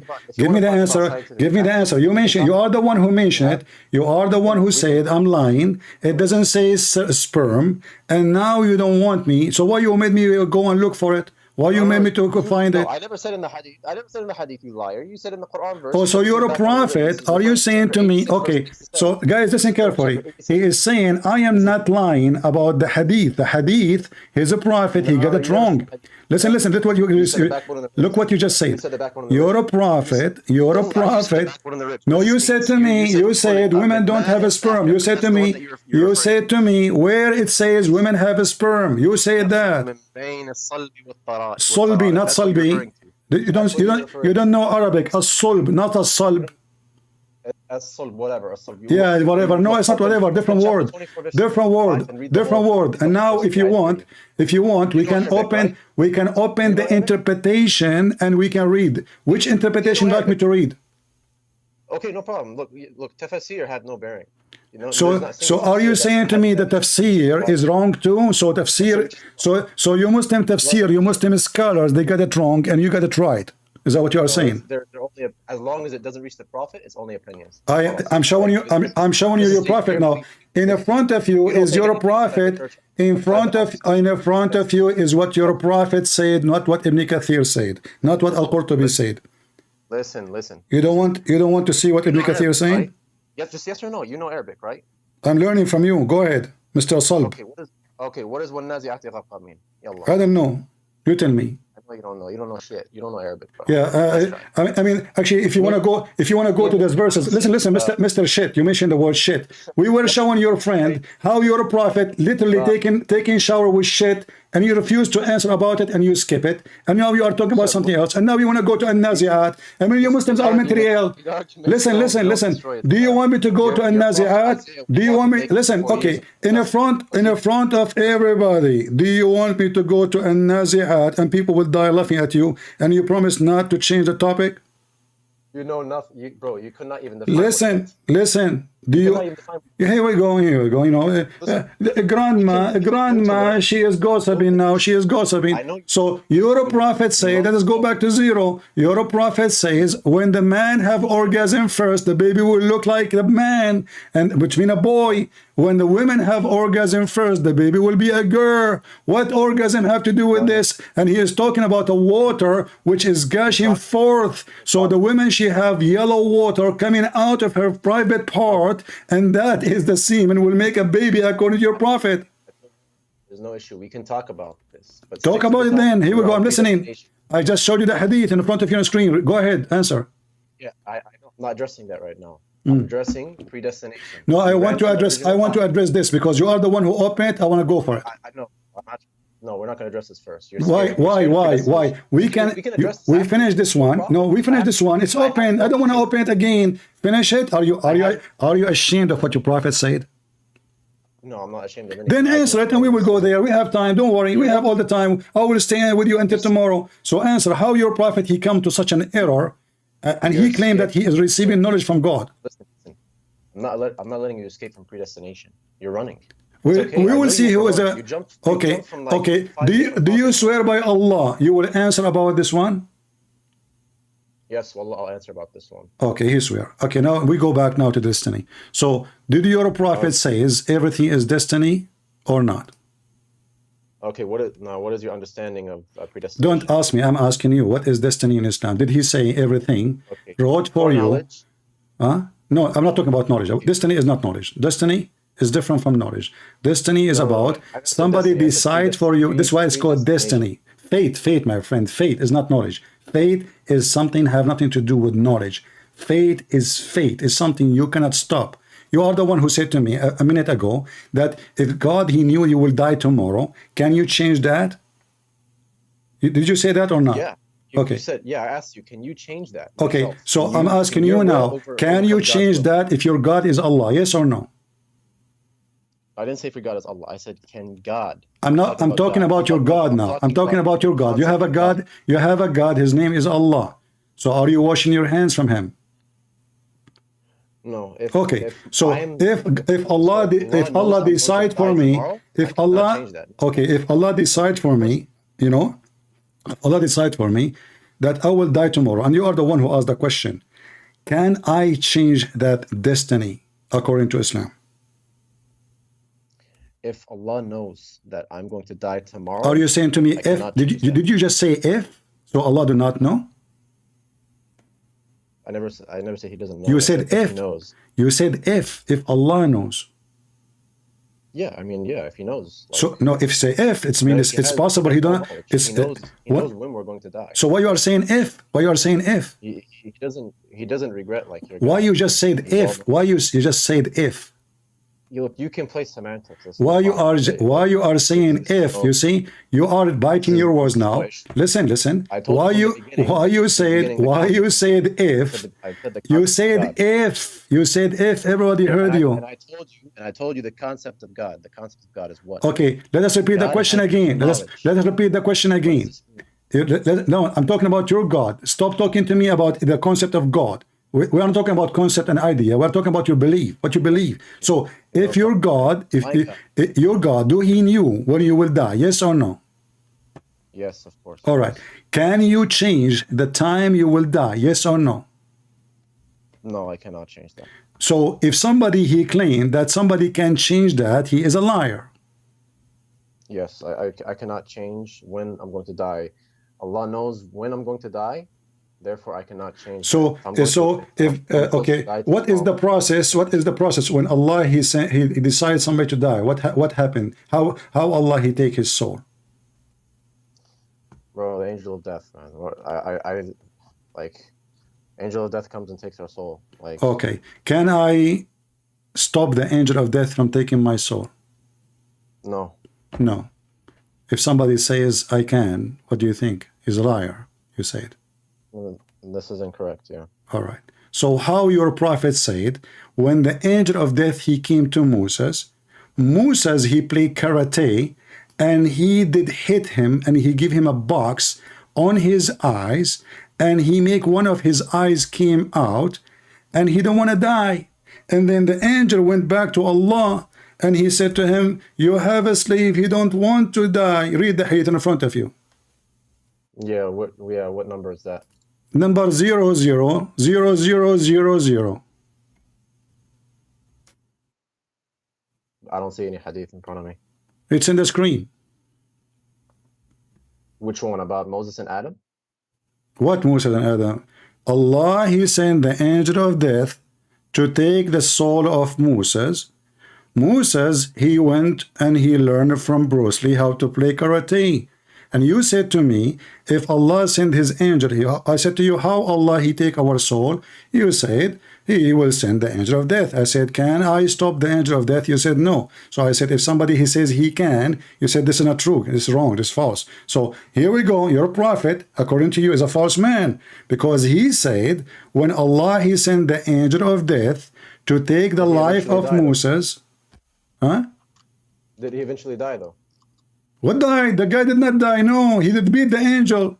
The angel even he have my friend, the angel he went full of wounds, and not only that, Allah he took him to the shop to fix him, and he restored his eyes, he broke his wings, his legs, his tail. I mean the guy messed up. Okay, so let's read the whole hadith. It says, read it, go ahead. You sent me to a servant who did not want to die. Allah restored his eye to its proper place and his eyesight, and said, go back to him and tell him if he wants life, he must place his hand on the back of an ox, and he would be granted as many years of life as the number of hair. So your understanding, if the angel of death is supposed to take his soul, Allah sends the angel of death to like, the angel of death does not know when we are all going to die. He's given the order. What about Allah? This is your misunderstanding. A second ago I asked you if Allah he sent I said to you, how Allah he take our soul? You said he sent the angel of death. I said to you, can I stop the angel of death? Can I stop the angel of death? You see how hypocrite stupid you are?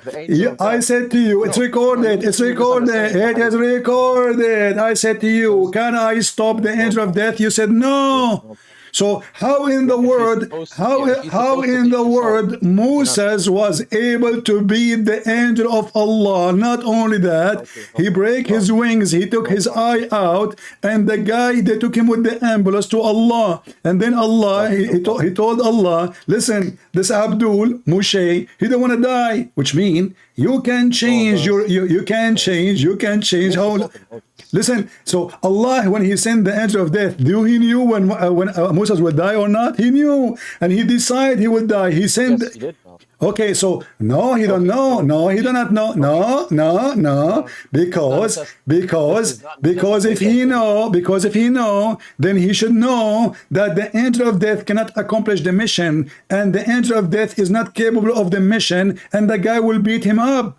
Allah should do it himself. So when Allah he sent the angel, he thought that the angel can do it. Let me speak. Why are you so scared? Let me speak. Look. Already you answer. You answer me. You see, this is what I do with Muslims, because I know. Listen, because I know Muslims. Let us see who is scared. Did you say? Nobody can stop the angel of death? Did you say that? If they're meant to die at that moment, yes, of course. Okay, but he's coming to. Okay, great. So the angel he come to take his soul now. Look, read with me. It says, you know, he said to him, your Lord, he sent me to you. Okay, now Okay. show me in the hadith where it says that he was supposed to die at this specific moment. Go ahead. So why he sent him to him? Just go ahead, show me that. Listen, isn't you who said to me, if I asked you, how Allah he make us die? You said, listen, everybody is laughing. You said, show me. I'm showing you the hadith. It's in front of you. In front of you. Listen. Where it says that he was supposed to die at this specific So he supposed what? So Allah, why Allah sent him? Is that because he want to invite him to a party? He sent him to Moses to take his soul. Why he sent him? He sent him to take his soul. Is that correct? You're asking atheist question. It's like saying, why was Jesus sent on the cross? Listen, don't change the topic. Here we go, potato. So did Allah send him? Did Allah send him? Potato. All of you are potatoes. The second you are corner, you have to change. Here we go. The guy he start talking about Paul. Muslims, they go in the panic mood. We. Jesus. Paul. Trinity. You're trying to find a solution. Allah, he sent the angel of death to do what? To take the life of Moses. Moses, because he's a Jew, he spanked the butt of Allah. He beat him, and he showed him, you know what? You cannot make a Jew die because you are nobody. And listen, you are just a kid. Let your dad call me. Jesus, you know, Paul, Jesus. Monkeys, donkeys. It says here, Allah, he sent me to you. Read carefully what it says. The angel said to Moses, respond to the call of Allah, i.e. prepare for death. He will take it now. Moses, peace be upon him, gave a blow at the eye of the angel of death. And he knocked it out. The angel of death, he is like Mimi Hijab. He's like, you know, he took his t-shirt in the front of the Chinese embassy, etc. and it's striptease. Oh. And then he went back to Allah. I wanted to take his life, but he refused. You know, this is a Jewish guy. He refused. Allah, what I can do? Allah, he said to him, okay, listen. Look like this guy is tough. You know what? Okay, we will grant him a wish. Okay, go put your hand over the back of an ox. What does that mean? He will live for 10,000 years? I mean, what do you mean by saying some ox, they are so hairy, man? Are you stupid or what? He can live for 10,000 years then. And then after 10,000 years, Allah will send the angel again, and he will, and Moses will beat him again. As long as he can beat him first time, and he can change his destiny first time by doing karate, he can do it over and over and over. And each time the angel of death come over, Moses, he will beat him, and he will make him shish kebab, hummus. And the angel, he will come back after 10,000 years. He will try to take the life of Moses again. And Moses says to him, are you stupid or what? Did you know what happened to you? Do you remember what happened to you last time? And the time before it? And the time before it? And you keep coming, you stupid. I want to know the name of your God. And my name is God Allah. Your God is Allah. Are you? Shouldn't he send should he send you to training? Did you like to play some karate? Did you take some courses? Let us see. Here we go. The angel now is his eyes coming out. His wing. I mean, how in the world Moses can win against the angel of death? I mean, he is the angel of death. This is the one, supposedly, nobody can stop him in doing his mission. This is not the guy coming to delivery of hummus. This is the guy coming to take your life. And now Moses, and this is why Islam is stupid. In one hand, they say to us, everything is destiny. And then we find, and he was sure. Are you sure that you cannot change your date? Sure. You know, and they said to me, if Allah knew. If Allah knew, if? Huh? If? You remind me the Quran full of if.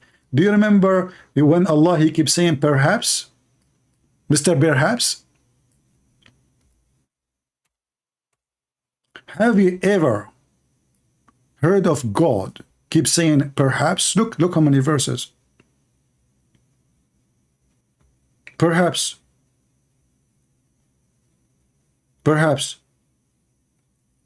Even Allah here saying, maybe, perhaps, their time to die will come. He don't know.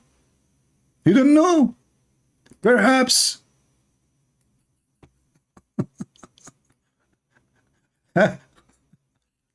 Do Allah he knew when those people will die? No, perhaps. Perhaps their time will come soon. Perhaps. Aren't you God and you know when time will come? You know, Mr. Perhaps, the God of perhaps, huh? Perhaps.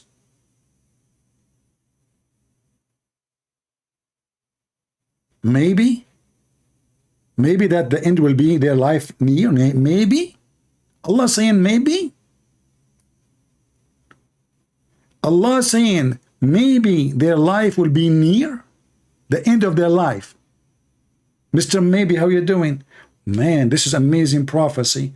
So now I will say to somebody, hey, maybe your life will end soon. Whew, that's deep. God. And they did not die soon. Mr. Maybe. Isn't it amazing to have a God he go and run by maybe?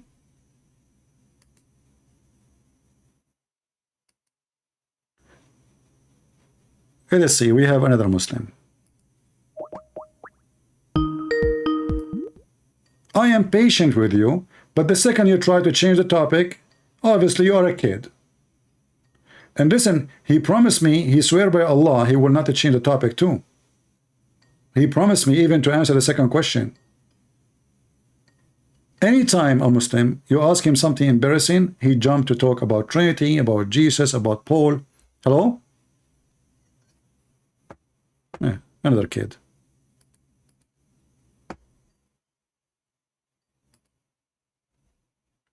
Hello?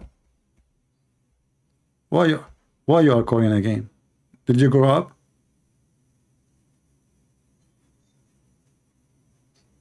Not the same version. Okay, aren't you the Muslim who called me and you start changing the topic too? Okay.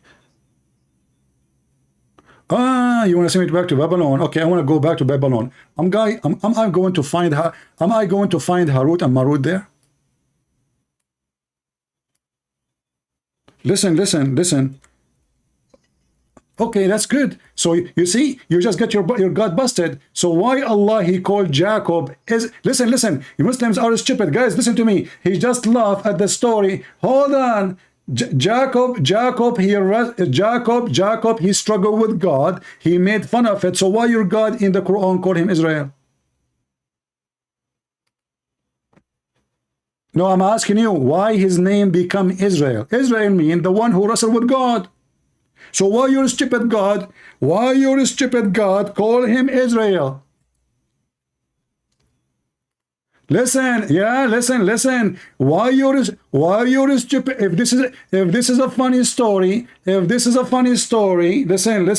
God is testing Israel, is testing Jacob to see how patient he is. This is what wrestling is about. Now I'm asking you, listen. No, this is not about kickboxing and karate. I'm asking you here, why your God then, if you refuse the story? Listen, we believe, listen, why your God call him Israel then, if you don't accept the story? No, Israel is the word, which means Israel is the word. No, you said to me, his name is Jacob.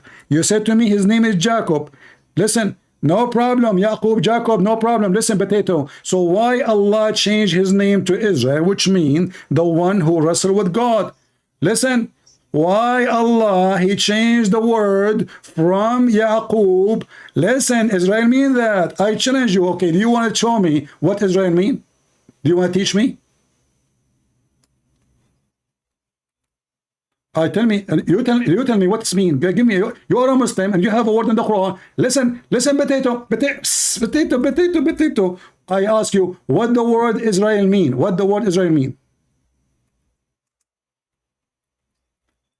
Answer me, what the word Israel mean? What? May God prevail. May God prevail. Okay. And this is in Hebrew. Listen. May God prevail. In what do you mean? Where we can find that? May God prevail. What does that mean? Google. You got me the answer of Google. Don't change the topic. So you're a stupid God. So you're a stupid God. He copied the story from the Bible. He accepted the story of I told you what does that mean. Here we go. This is the Hebrew. This is the Hebrew word, and this is the mean in front of us. So don't lie. You are a potato like your prophet. Now, when you're God Allah, so why he changed the name to Israel? Israel, this is what it means. Anyone who speak Hebrew, anyone you can open any Hebrew dictionary. Listen. No, but Abdul, what many Israel mean? Abdul, stupid idiot. Israel is a man. Is Israel a man? Is Israel a man or not?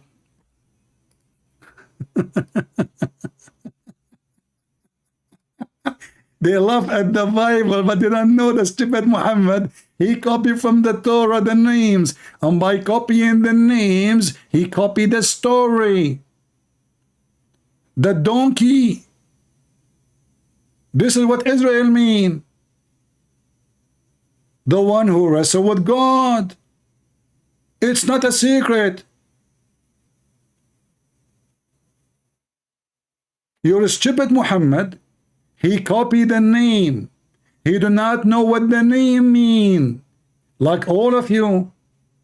There's not even a single place in the Quran says how in the world Jacob became Israel. Why? Because Muhammad is an idiot. He don't even know the story. He just copied what he found in the book of Waraqah ibn Nawfal. This is not his book. This is why he could not explain. Saad is calling me again. Yes, Saad, what do you want?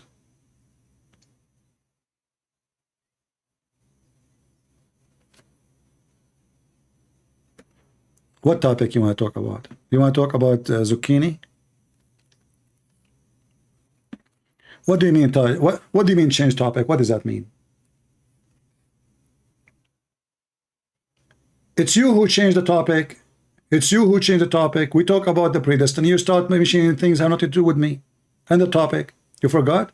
Okay. So now let us go. Because I am losing my patience with kids. Don't. Either you speak like an adult. You are not 40 years old. You are 4 years old, because the second you run away from the topic, proving to me that you are not mature. Let us go back to zero. I will give you another chance. But you promise me you won't change topic? Okay, listen. So if a baby is born today and he died tomorrow, where he will go? Okay.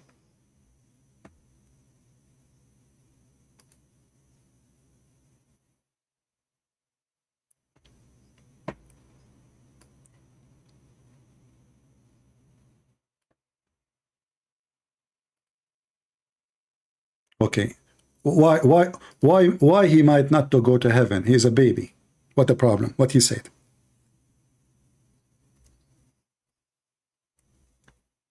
My friend, you promised me not to change topic. We're talking about this, and you forgot? Because that will show me Islam to be stupid. This is what the topic today. Islam is a stupid destiny. Proving to me Allah is an idiot. Because if a child, he did not commit sin, why he might go to hell? Just because of the destiny. And why Allah want to send him to hell? Destiny. He did not commit sin. Isn't it God is about justice? Isn't it God should punish me if I'm doing bad? Or God will judge me just for fun? He will punish me for he decide I will go to hell. Here we go. This is a little baby. He never commits sin. He never even grow to commit sin. He did not even reach the age of sin. And he might go to hell according to Islam. Why? Because Allah, before he created him, he decided where he will go. I kind of actually spoke to you about this as well before, Christian friends, We have to repeat about again, my friend. We have to repeat again because your voice was muted by mistake, so people did not hear you. So Oh, okay. yeah, so let us remind people what we are saying. He said to me, guys, he promised me he will not change topic. He want to talk about the destiny, and I said to him, fine, you heard that. And now we are Yes. asking him about the baby who is a child. He said he heard this story from me before, and he watched the video. And he is saying why it's so important for me. I said to him, because the topic is destiny. So we summarize for you what you missed. Continue, my friend. Go ahead. Okay. Before I actually answer this question, though, Christian Prince, do you mind actually letting me a little bit speak just for a minute, just 1 minute? But we want the topic. We want the topic. You see, I'm not here to make speeches to you, speeches to me. This topic. Okay. No, it relates to this topic. No, focus the topic. Answer me about this topic, and then you give me the speech. Go ahead. Same topic about babies, right? Baby dying when they are just an infant, All right? Correct? All right. Okay. That's the topic, correct? All right. Destiny. The topic is destiny. Okay. Yeah, destiny. Yeah, correct. So when in the Old Testament, when the babies were died, where were all the babies going to be going? In hell or heaven? Jesus, he said, if you don't become like the little one. No, I'm talking about Old Testament, not the New Testament. I'm telling you, because the God of the Old Testament is the same as the God of the New Testament. Doesn't matter. Are you sure? Yes. Are you sure? Yes. You're 100% sure? 1,000,000%. Sam Shamoon doesn't say so. Here we go. Do you want me to hang up on you? Okay, please don't. Don't be stupid then. So, the God of the Old Testament, Jesus, he said, I came to fulfill, to complete, not to destroy. So, Jesus, he said that if you do not become like the little ones, you don't deserve, you will not enter the kingdom of my Father, which means the little ones are granted heaven, for they are decent and innocent. So, you, in your religion, you're a prophet. He is saying that a child who is an infant, he is a Muslim child, born of a Muslim family. So there's no excuse. I mean, both of them are the mother, the father, the child, and even your prophet, he says everyone is born as a Muslim anyway. And then, yet the child, he might go to hell. Why? Go ahead. Okay, so this is something that maybe is actually perplexing for me as well. It's I what? don't know It's why. what? It's what? It's perplexing. Perplexing? What does that mean? Excuse my English. That's fine. It's just a bit I think perplexing is actually mean like it kind of actually confusing for me as well. I don't really understand why this has actually been said, but So are you trying to say where we're coming from? Sorry, are you trying to say this is the best way to dodge the question, embarrassing question, to say it's confusing? No. It is perplexing. I don't understand why this is actually is part of the hadith. Which I want you to give me the answer then. I want you to give me the answer then. Don't tell me it's confusing. Tell me, is it just? Is it just? Is it just? It's definitely not. No, definitely. Thank you. So now me and you, we agree about something. Finally, yeah. It is not just. But do you think the nature of God, the true God, should be always just? Absolutely. Exactly. So you just agreed that Allah is not God, because the true God, who is always a true just, he will not do unjust just because he is not in the mood to send this child to heaven. That's not fair. Yes, correct, Christian Prince. I fully agree with you. But the thing is, so I do have a little bit of confusion. Okay, I fully understand where you're coming from, and like I said before, I've watched the videos and some of the statements that he's actually made, and some of the arguments that he's actually made, and also some of your debates as well, kind of actually make a lot of sense to me. Okay, so I'm coming from that platform. Okay, so please don't think that I'm actually being argumentative or trying to actually come as a someone that's actually going to be debating with you. But at the same time as well, I am a Muslim. But at the same time as well, I kind of actually research all of the other religions as well, so it kind of actually happened everywhere as well, Christian Prince. So Do you know when the American they say, my that's my friend, look what you confusion. are saying to me, how you answer all of this, just to make it summary. I will use a bad word, excuse me. Like you are saying to me, shit happened. That's all. Shit happened. Each time I show you something stupid in Islam, you say to me, this is happening in all religion. And then we check, we find that this is not true. Because nobody believes in such a thing. Only in your religion. Because it is, again, I mean, there's no single logic. Even in the human being law, a person should not be punished unless he commit a crime, correct? Even a human being don't do that. Correct. Okay, no, so I what kind of God, he want to punish me for a crime I did not do?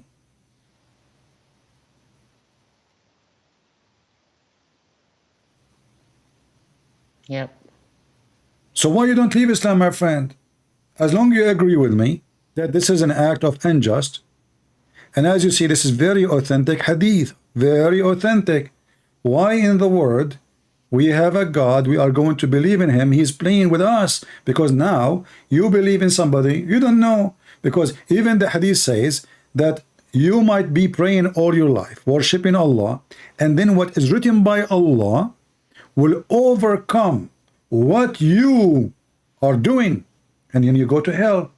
I'm sure you, as long as you said you watch my videos, I'm sure you saw those videos. You saw them, right? Yep. I did, Okay, yes. so why I'm praying all my life, and then what is written by Allah will take over what I did all my life, praying, worshiping, fasting, doing jihad, hating Christian prince, etc. I'm not And doing then any jihad. No, I'm not doing any jihad. Jihad for me is just for struggling. don't stuck with the word, my friend. No. Don't go there. Don't go Sorry. there. Yeah. Okay. Listen. Yeah. So is it fair that after all what I did, the fate of Allah will decide where I will go? So why I was praying, why I was worshiping, why? There's no point. Islam does not make any point. Yes. Okay. So if that's the case, then what is the true religion, though? We don't believe in religion. We believe in Christ. Christ is not religion. Christ is a true God. Okay. So if you don't mind me just asking this one question, please first, please just bear with me. I'm not trying to be argumentative, or I'm not trying to actually, I'm not that sort of person that actually is trying to actually argue with you. No, I fully understand. I was born a Muslim. I am a Muslim. I trying to get some salvation from God. But at the same time as well, Christian Prince, what I don't understand is, so the Old Testament is actually a Jewish book, correct? No, It is not? no, it's a book of God. Doesn't matter if you are a Jew or not. No, but the Jewish actually say that's actually a Torah. It's actually Yeah, because it was sent. It was sent. They are the only one who believe in it. But this is not because it's a Jewish book. It's the book of God, and the book of God is the book of God. Book of God does not belong to a nation. Book of God belong to those who believe in God and belong to God. So if I say the gospel is my book, that's not true actually, because simply this is the book of God. If I believe in it, I mean, okay, my book, because I believe in it. But this is the book of God, and God is exist before the people is exist. This is the word of God, not the word of the man, not the word of the Jews, not the word of the Christians, not the word of anyone. This is the word belong to God. When I say to you, when you say my son, why you say my son? Because simply, you marry the woman and you have slept with her and you have a baby. So because of that, he is your son. However, even your son belong to God, because he is the one who made everybody. So at the end of the time, anything coming from God belong to God. And this is why we as a human, we are made by him, created by him, belong to him. However, when it's come to the word of God, it's not owned by a man, because man will die. The word of God never die. Yeah, but okay. So, Christian Prince, I know I'm a Muslim, and I believe that that God, and obviously you don't believe that Allah. You believe that Allah is actually a separate God. It doesn't actually. It's not a God of the Bible. Which that's your opinion. That's fine. Okay, so which is a bit perplexing for me, which is confusing for me, is okay. We've got so many nations, different people actually speaking different languages and stuff like that. Like in South America and especially here in Australia as well. We've got the Aboriginals. They have a separate way of actually believing their spiritual salvation. Like, I mean, they've got their own, because they've been here for 40,000 years. So how do we actually reconcile this? Because it doesn't make sense. Okay, in Islam, we believe that if we communicate that to the people, because of this modern age now, and you believe the same as well, I guess in Christianity as well, when they actually are aware of Jesus, that's the only salvation, and all the other religions are fake. Is that what you're trying to actually convey? I just told you, we don't believe in religion, we believe in the Messiah, which means there's only true God, anything else is fake. And there is no salvation except by the Messiah. You are Hindu, you are Buddha, you are, even if you call yourself a Christian, but you don't... But there's so many people that actually believe... Doesn't matter. It's not about how many, it's about, and not only that, if you are a person who never heard, let us say, of the Messiah, then God will judge you by what you receive. Which means, let us say you are a person who... Is this coming from the scripture? And if you can just don't mind showing me the verse. Yeah, this is from the Old Testament, but we will not change topic now. But if you are a person who never heard of God, listen, if you are a person who never heard, God, when he created you, he gave you little knowledge inside you about what is wrong, what's right, little knowledge. God will judge you by that, by what you know, not by what... See, this is why we're talking about God, who is God of just, by what you know. So God, when he created you, you know from the beginning that blood is not right. Killing is not right. Raping is not right. This is why a human being, when he do something evil, he do what? He feel bad. He feel guilty, correct? Even though there's nobody is seeing you, you are home. Let us say you stole, you did something wrong, but in your, like, you wake up, you are dreaming, oh, I saw the guy, I killed him. So God, he put inside you, even if you are not a person who believe in anything, he put inside you a certain knowledge in order to live and know what is right, what's wrong. So if you are that kind of a person who never receive a message because you live in the middle of the jungle, you are naked maybe, and this is what you know best. You do not know better. God will judge you by what you know. But in the same my friend, I will make it simple for you. Adam and Eve, they were naked in the heaven, correct? Correct. Okay, they have nothing. Just don't eat from that tree. What that tree mean? Don't do wrong. Don't do wrong. Human being, he can find out what is wrong if he want. If you take things does not belong to you, you know it's wrong. If you do something will harm people, you know it's wrong. If you do an act which is hurting people for no reason, just because you're an idiot, you know it's wrong. So God said to Adam and Eve, and they are naked in heaven, totally naked. This is the first jungle. So Adam and Eve living the natural life. They have no law. They have no traffic light. They have no tax. They have no police. They have nobody. Nobody is even policing them. He said, go and live, enjoy your life in this garden, but don't eat from that tree. So God, he put that knowledge on you, that tree knowledge, that not to eat from it from the first day. And then when society become complicated, then God, he sent messengers to teach them. Because now we don't have Adam and Eve only. We have a lot, and we have a lot of deception, and people start seeking God in a wrong way. Adam, all what he did, he ate from the tree. He did not kill. He did not rape. He just one disobedient act, the wage of death. So in Christianity, God will judge you by your fruit. What Jesus said, from their fruits you shall know them. Do you agree with that? No, I absolutely agree with that. Okay, so if you don't mind, if you don't mind me asking me, if you don't mind me asking you a question. So, for example, in the prison systems, and you have all these murderers, rapists, murderers, and things are they're imprisoned. Do they actually get repentance in Christianity? You say you can repent, but doesn't mean God forgive you just because you repent. First of all, you have to repent from your heart. That was part of Christianity. No, hold on. I can repent. I can repent now. But my repent has zero value, because simply I repent because I don't want to go to hell. If this is the purpose, well, you don't repent. You're just an abuser. No, Now, I'm talking about the murderers. You know, like doesn't matter. Doesn't matter. Doesn't matter. Doesn't matter. Doesn't matter. So would they? So would they? Listen. Would they get salvation? I'm explaining to you. So Okay. repent can be an act of fear, or it can be an act of love. What does that mean? If I now understand that I was wrong, I believe in God, I promise him I will never do that again. That is a repent of love. Repent of fear is you coming to the person to arrest him. You are in his door, and now he knew that he will be in jail or in hell forever, and now he decided to repent.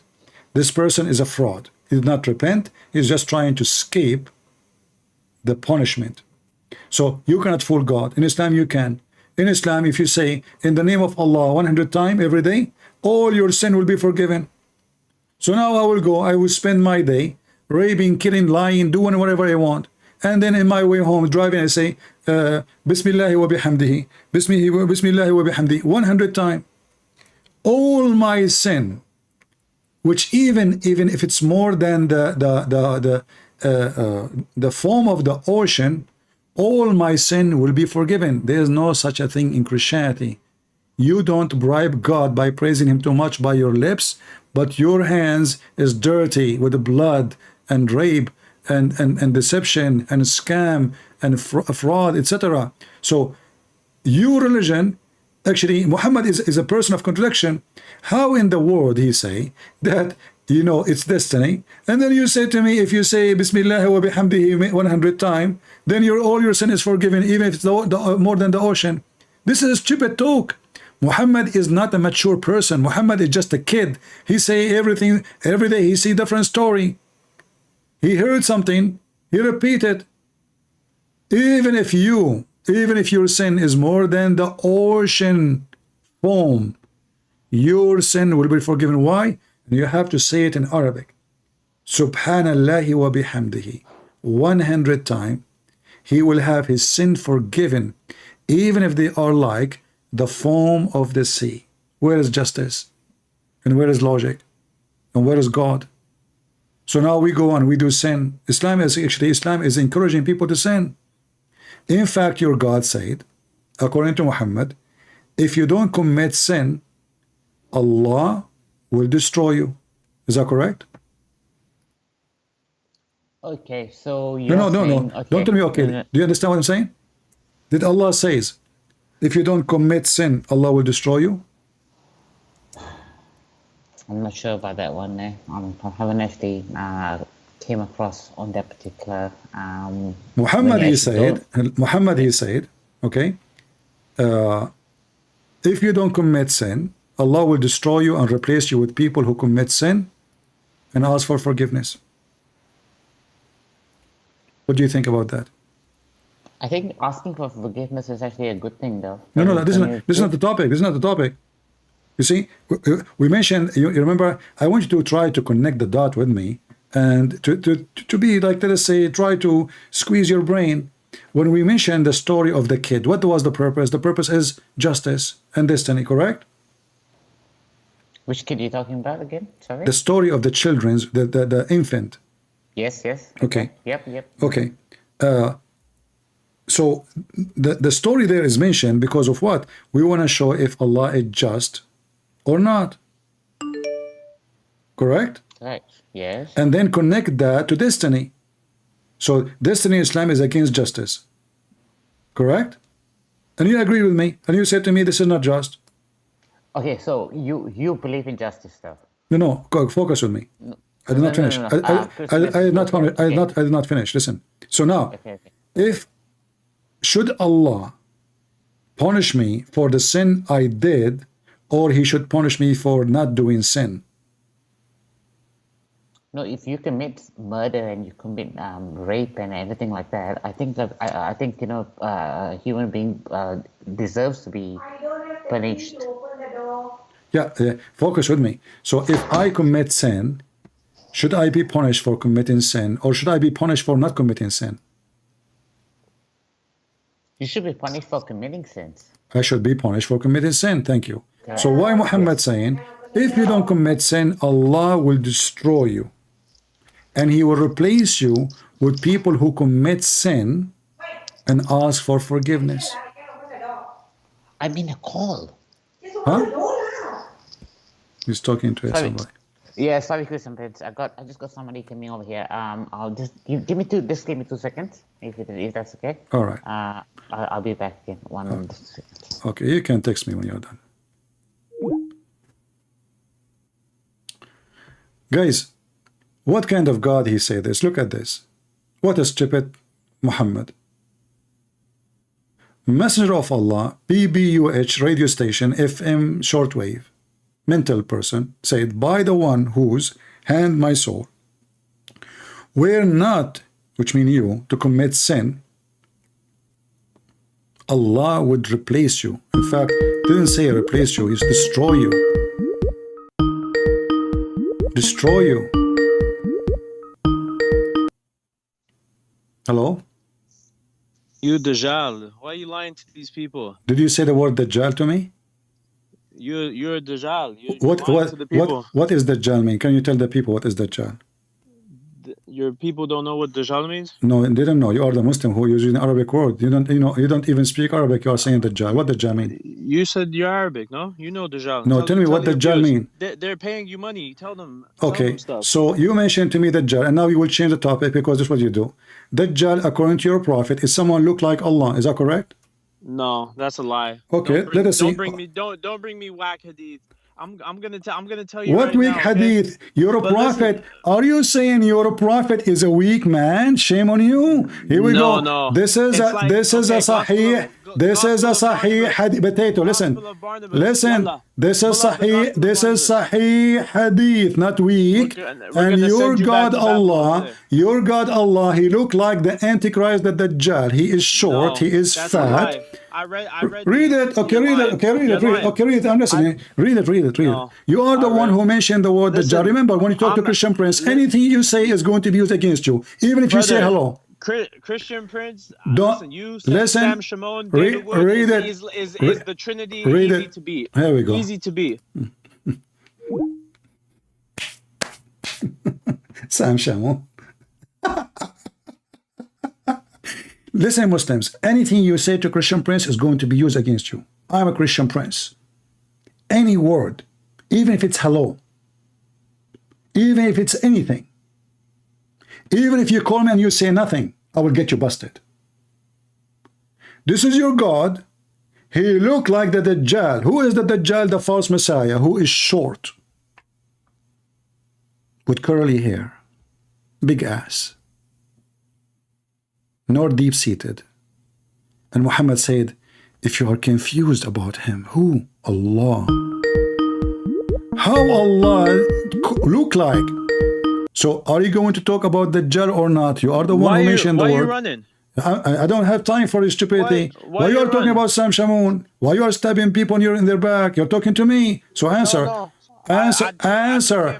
Did your God Allah? Did your God Allah? Today did I your got time for you. did Hold you? on. Okay, so don't change topic. So why Hold Allah? on, I'm calling about the lies you just made before. No, about Islam and you your are the religion. one who mentioned the word Your Dajjal. You Your are the religion, one. Jesus died for everyone's sin. Why?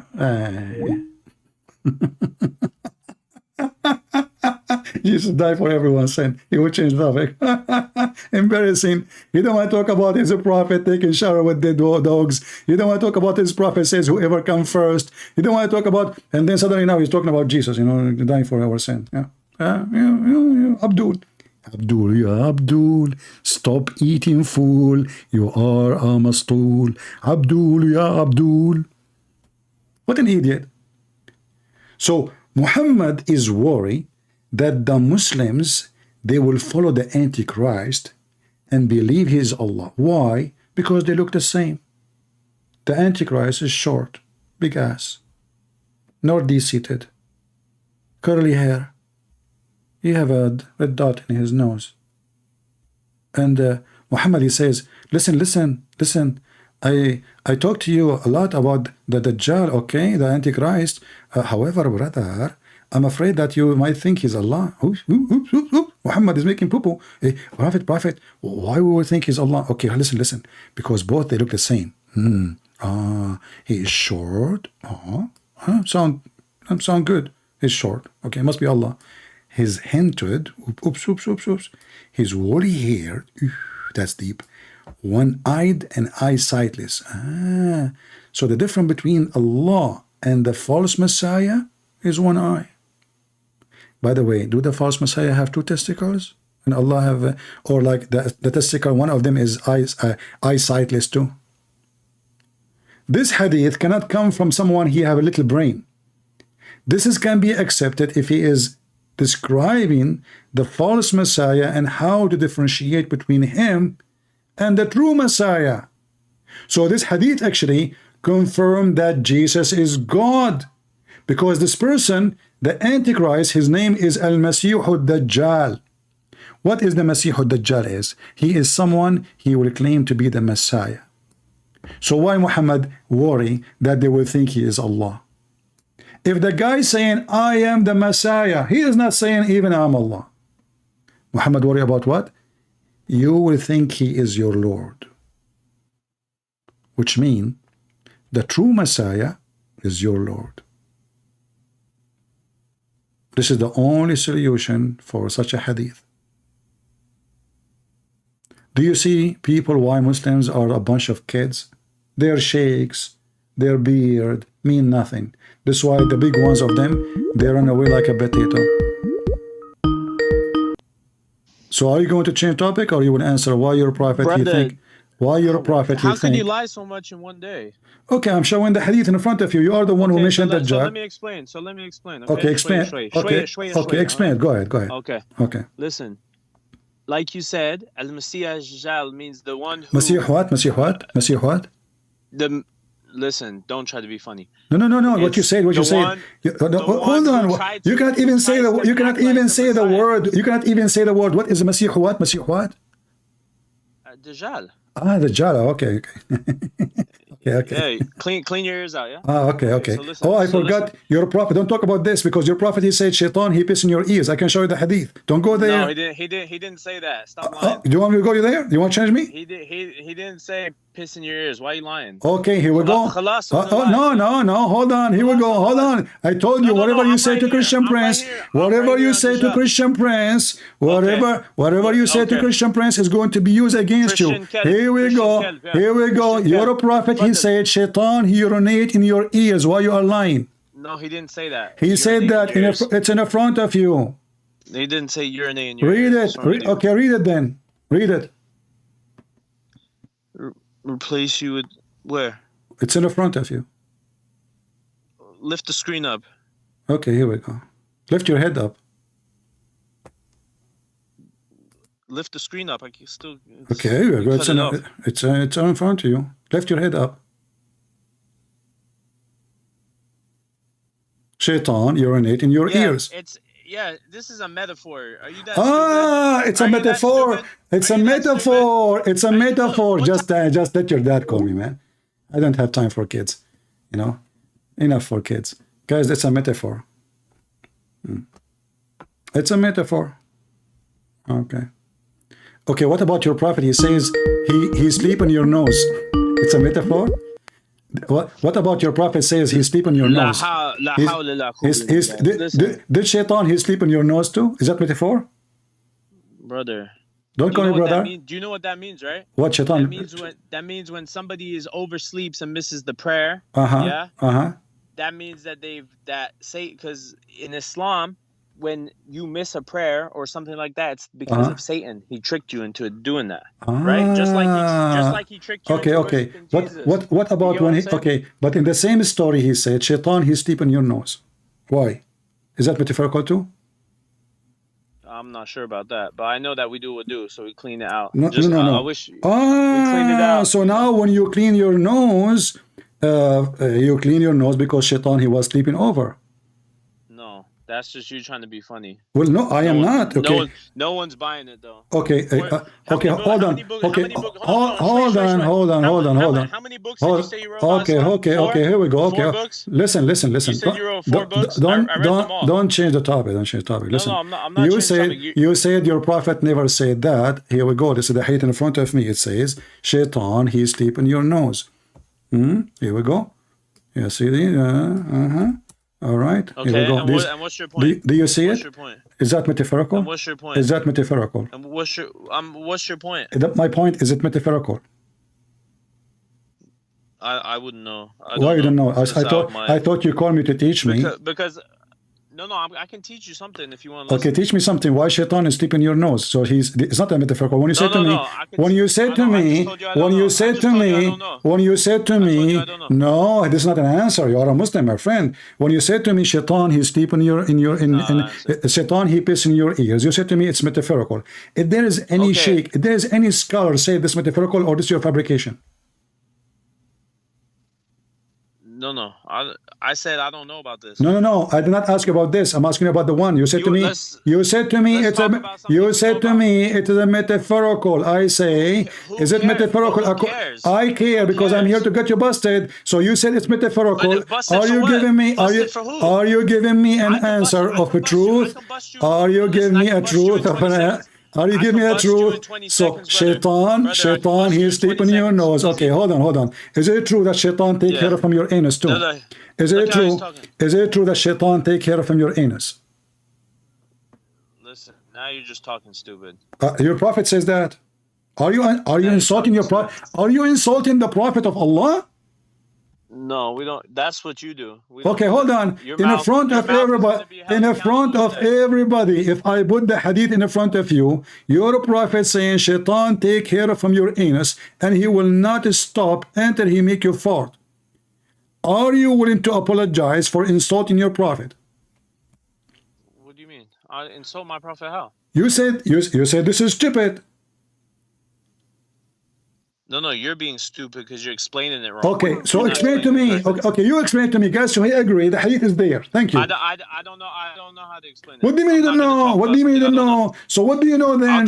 What do you know? Okay, why Shaitan? Why Shaitan taking hair? Why Shaitan taking hair from your anus? Can you explain to the crowd? We have almost 2,000 people listening. I want to know why Shaitan taking hair from your anus and how come you cannot fear? Do you fear anything? Brother. Don't call me brother. Are you done? Don't call me brother. You are a person who Shaitan play with your anus. So you are not my brother. I cannot take you other brother. You don't fit there. Yeah. You have to be a man to be in my club, you idiot. So why Shaitan? Yeah. What kind of religion? Allowing Shaitan to play with their anus? Why you are laughing? Is he doing something to you now? No, I'm laughing because you said man. So are you okay? Yeah, you have to be a man. Listen, let us see. Shaitan, don't dare. Shaitan, give me his Skype. I will call him right now. He is a potato. He don't dare. I don't live there, potato. So why I want to go there? I don't live there. You potato. Stop lying on your videos. Muta boy. We laugh at you, ketchup boy. Just go. Let your dad call me. Let your dad Uthman call me if he dare. So Shaitan take hair from your anus because you're the man. You are from those who carry the rainbow. You have a rainbow over your anus. Otherwise, why Shaitan is playing with your anus and you do nothing about it? And where is Allah is watching? And you are reading Quran and the Quran is doing nothing. I thought when you read Quran, Shaitan cannot get too close to you. Isn't it your prophet, he says, when you pray, call for the adhan, Shaitan, he run? So how he run away, yet he is behind your anus? He did not run, he's there. Actually, he is in the middle of the mosque. He is laughing at Allah, playing with the anus of every Muslim. Muslims, be careful. You are talking to Christian Prince. You are no match. Your God will be smashed. His intelligence is so rusty. Here we have a Christ, and he uses us to demolish your God. Don't call me. I have more customers to call. Let us see this guy. He's leaving Islam.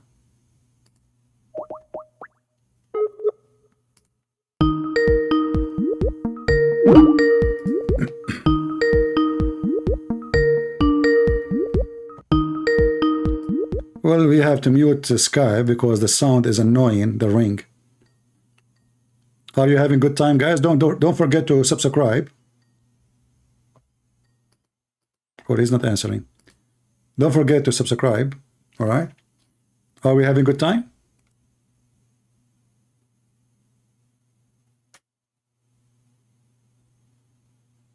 What do you think?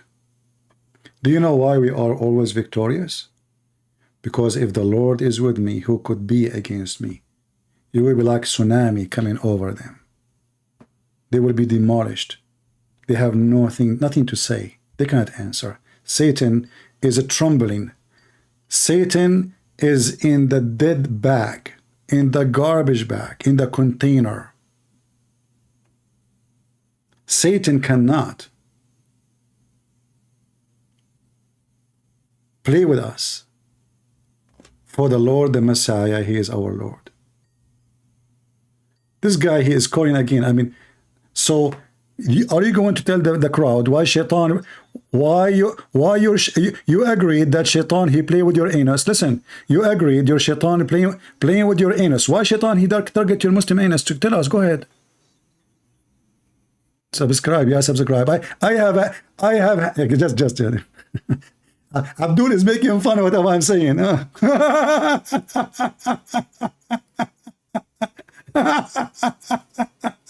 Your God, don't Allah don't have. I mean, let us say for the sake of argument, you are making fun of my English potato. Your prophet do not even know how to read his name. If we put the word donkey and the word Muhammad in front of Muhammad, according to Muslims, Muhammad will not be able to recognize which one is the donkey and which one is his name. I mean, this is the last thing your donkey can even talk about. You did not hear him? Sorry, the mic was mute. Yeah, it's all right. I didn't say anything. I hang up on him. He's just a kid. Don't call you. I don't have time for kids. I want somebody who's serious when I talk to me. Let us see this guy.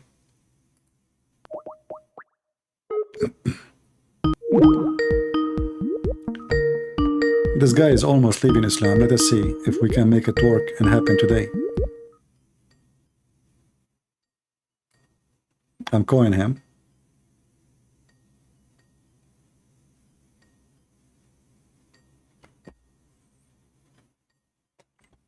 Well, look like I don't know, his wife, his mother is came, so he is busy. Anyway, victory. We claim nothing for ourselves. Victory is to the Lord. And always we are victorious. Always. This is the last time I will take your call for today if you promise me to be speaking like adult. Are you going to speak like adult or you speak like a kid? Okay. Okay, so why Shaitan? You agreed. The hadith says, Shaitan take hair from your anus. You said to me, I have wrong understanding. Explain it to us. Go ahead. So why you said to me wrong understanding if you don't understand it yourself? How? So how you know this is? How you know that this is the wrong? Okay, how you know?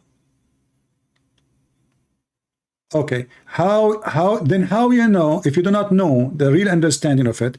How you know that this is wrong understanding? I did not understand anything. I did just say what the hadith is saying. The hadith, no, focus with me. The hadith says, Shaitan take hair from your anus. Listen, okay, Shaitan take hair from your anus. Explain it to me.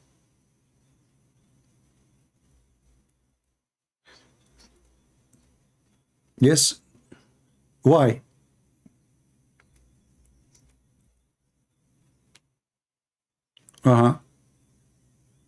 Okay. So if after you do wudu, Shaitan he can't get close to you. You a second ago you said to me this is not Shaitan and this is not true. Shaitan because after wudu. Now you do not know. So I'm saying to you, if you do wudu, can Shaitan? This is not the question. You said.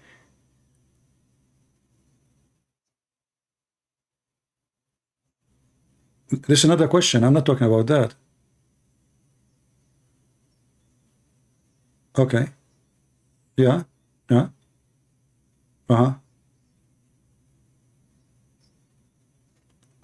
So how your prophet saying shaitan take hair from your anus then? He's lying then. Okay, here we go. Okay, here we go. And as long as you claim that you speak Arabic, here we go. I will put for you in Arabic on the screen. And you, why? Listen. You are the one. Listen, my friend. You are the one. You are the one who said you know Arabic. So here we go. This is the hadith. Here we go. And in front of everybody, I'm going to use Google Translation too. This is the hadith. Is saying, listen, where it says it is a weak hadith, where it says it is, here we go. This. Okay, here we go. It's in front of you. Doesn't matter which website. Here we go. It says all of those. It says sahih. Okay.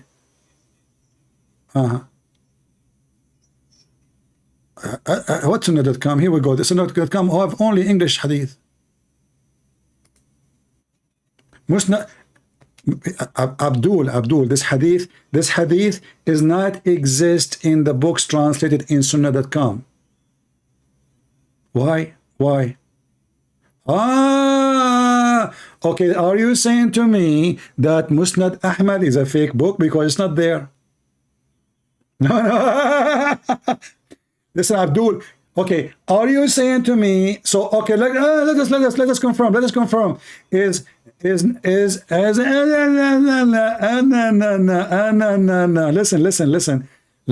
Here we go. I will use that Google Translation. Here we go. You refuse to read. Listen. I don't care. This is your Islamic website. It's the same. Here we go. I will post it in the chat. Everybody will die laughing at you. Here we go. Shaitan take hair from your anus. These guys are Westerners there. Sorry guys, there's no sound. They want to feel hugged. Listen. Okay, let us go back from zero. They don't know. Let us go back from zero. You said if I show it to you from Sunnah.com, you will agree with the hadith, correct? No, I said I'll research it. If you show me from Sunnah.com. Okay. I'll research it. Okay, but you can search the hadith. You can search the hadith. Listen. You can search the hadith. I'm showing you the number. I'm showing you the book. I'm showing you the hadith. You search for it. It's fake. I'm Googling. Here we go. It's in the front of. Okay. As long you are saying it is. Hold on. Where it says fake? Show me. On Google. Show me where. Show where. Listen, do you know how hadith work? Yeah. No, I do not know. You tell me where it says it is weak. Where it says it's weak. I'm on Google right now. Okay, show me where it says what is the name of this? What is the name of the scholar? What is the name of the scholar? What is the name of the scholar who said this is weak? You don't even know the hadith. You never heard of it before. No, I looked it up. I'm reading on the Okay, swear by the fig that you saw it. Abu Sa'id al-Khudri.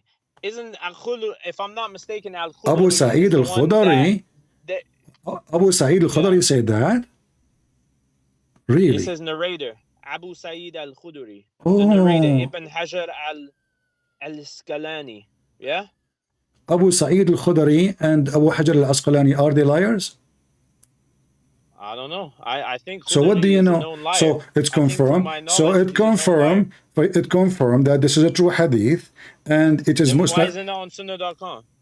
Because you Muslims. Because it's about taking hair from your anus, brother. Yeah, brother. You know, brother. You're playing games. So listen. Everything I say is proven to be true. I have reference in front of me.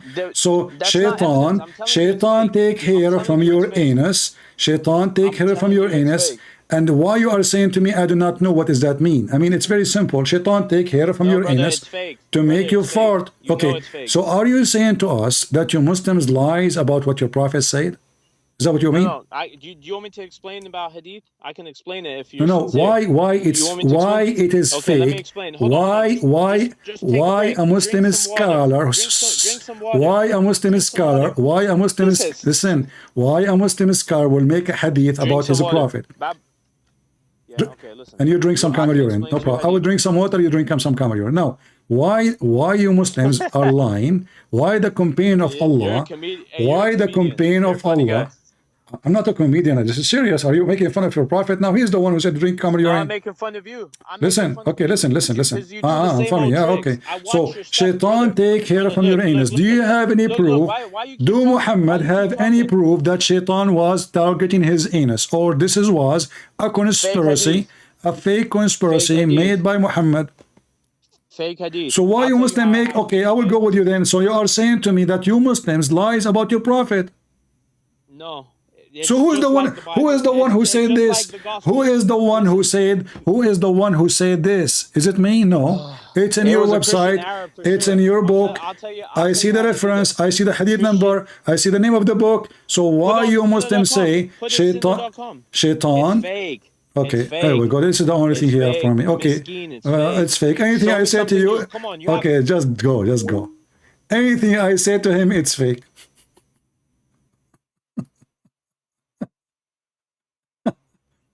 Anything I say to him, it's fake. The problem is solved. The wise Muhammad, he was so busy studying the anus of every Muslim. He come and he have a magnifier in his hand, like the Pink Panther.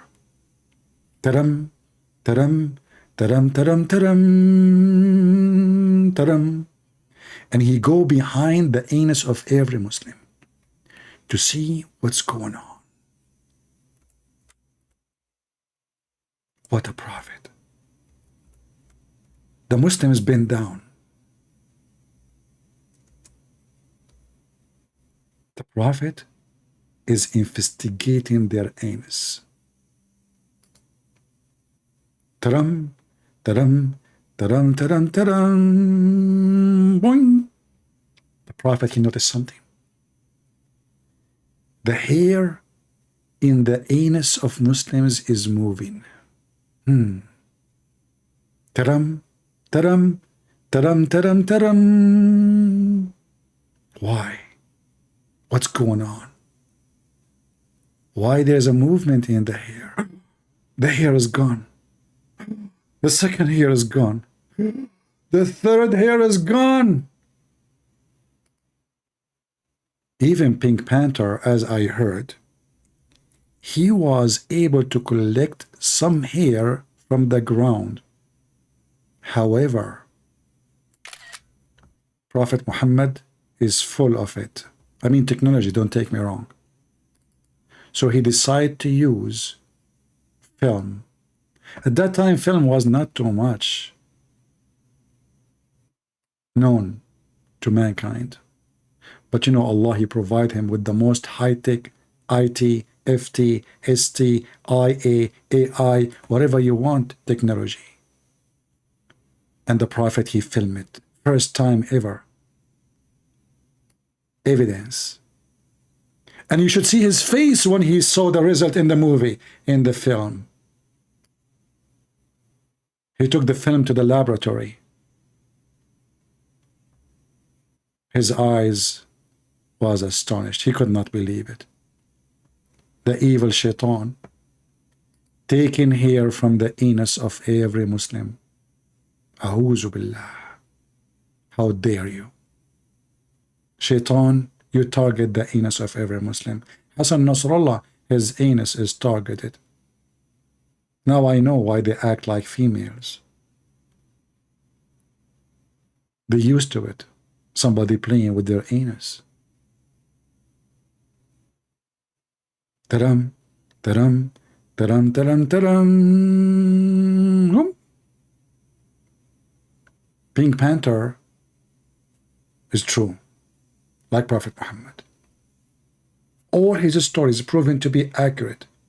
And now, Muslims, you get the opportunity today, in the year 2023, you can film your anus when you are praying with the slow motion, amazing phones, iPhone, Samsung, Ding Dong, whatever you want. Tape it, record it, show the world that the truth been given to you from Prophet Muhammad. Let your anus hair witness to Allah. Subhanallah. Even the air moving the hair in their anus, proving Allah to be true. How many of you is going to convert to Islam after learning this? How many of you is jealous? You Christians, you Hindus, you Jews, you Buddhists, you atheists, your anus is full of hair. Muslims have zero hair. Shaitan take it all. 5 times a day he pray. If every time he take 2, 3, 4 hairs, what he will have there? Nothing. Zero. Bald. Smash Allah for such a wisdom and truth.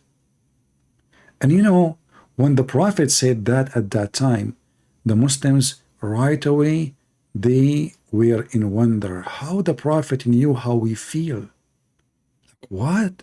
Because each one of them, when he pray, he feels something playing with his anus. I mean, if you try to take hair from your leg, you know, we Arab are very hairy, as you know. So try to take a hair from your leg, it hurt. So imagine from your anus, brother. You Muslims, you go through a lot of pain. A lot of pain. Your anus, Shaitan taking hair from your anus. And what his target is? To make you fart. Look at this drama. I mean, look how low this Shaitan is. All what he want, he will not stop until you farted. Until he hears sound. Look, look, look, look, look, look. Look at this evil devil, look. He will not leave you until you farted, brother. He have to hear the sound to feel comfortable.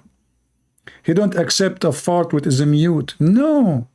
It have to be noisy and like a nightclub, like boom.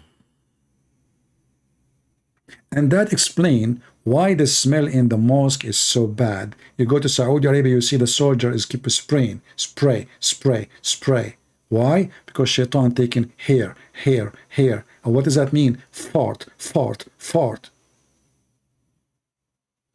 There's always a struggle between the Muslim anus and Shaitan. Shaitan target their anus. Muslim, they farted. The prayer is not accepted. The prayer is wasted. Shaitan destroy their prayer. I cannot believe how evil this Shaitan is. Disgusting.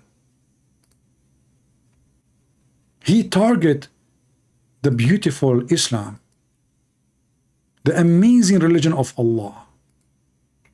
And what he use? Your anus against you. I mean, sometimes you hear somebody like his son is against the father. The brother is against the brother. The sister against the sister. But you never heard of anus against you. The wise Shaitan is so wise, so smart. He is using your anus against you. He was wondering what I should do, like what I would do. I mean, they are praying to Allah. I don't want that. I don't, you know. Come on, this is really disgusting. I cannot watch it. So he wanted to disturb their prayer. What a scumbag Shaitan. Obviously, he is not from a good family, and his mom, she was not good. And you know, when Shaitan he fought. And Muslim fart. I mean, it's a win-win. Everybody is farting. Muslim fart, Shaitan fart, Allah fart, Mullah fart, what the heck? I mean, really, really, really. I am convinced that Islam is from God. What more proof people want? What's wrong with people? I feel sorry for them.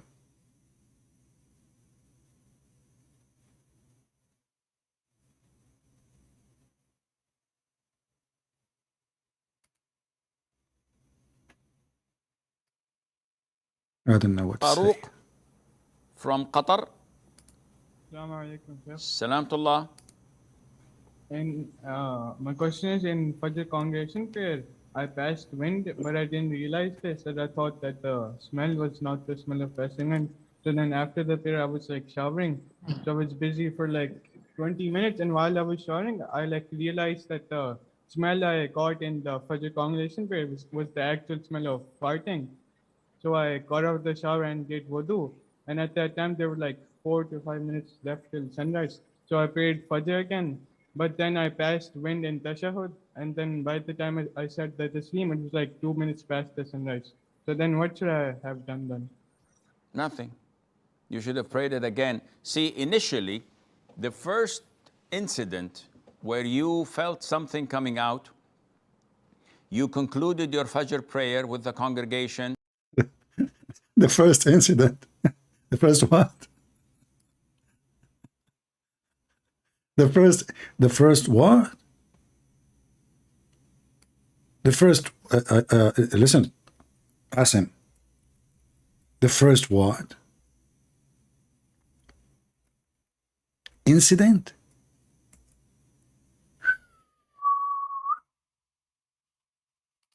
That's so deep.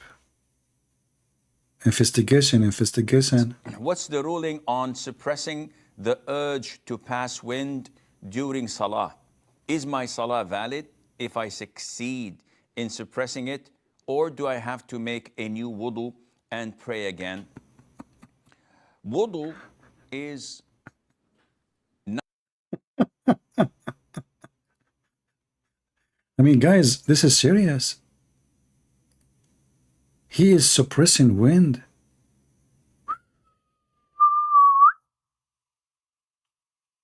Things is getting complicated.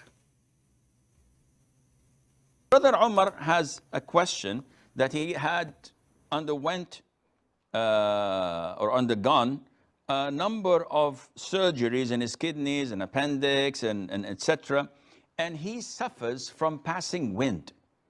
So he's asking what to do when this is happening and what to do with the prayer. Akhil Kareem, Umar, I pray to Allah that He cures your illnesses and restores your health back again to be stronger and better than before. Regarding passing wind and breaking your wudu, you are either one of two. Either this happens on intervals or it is continuous. Intervals mean that it happens for 5-10 minutes and then it stops for half an hour or an hour. Okay. And then it happens for 5-10 minutes and stops for half an hour. So you can estimate that this is a half an hour or an hour where I can perform wudu and pray. In this case, you have to pray in the interval or in the period that... Brother, pray between the fart and the other fart. What's wrong with you? Fart now and pray. And then between the fart and the second fart, you pray again. I mean, do you see how serious this religion is? TV station, phone calls about fart from overseas.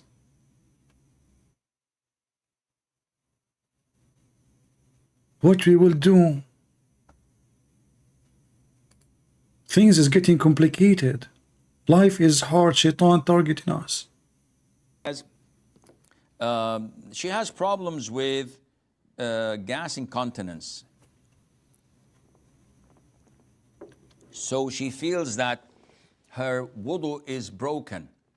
Now with gas, either a person is certain 100% that he leaked gas and this break.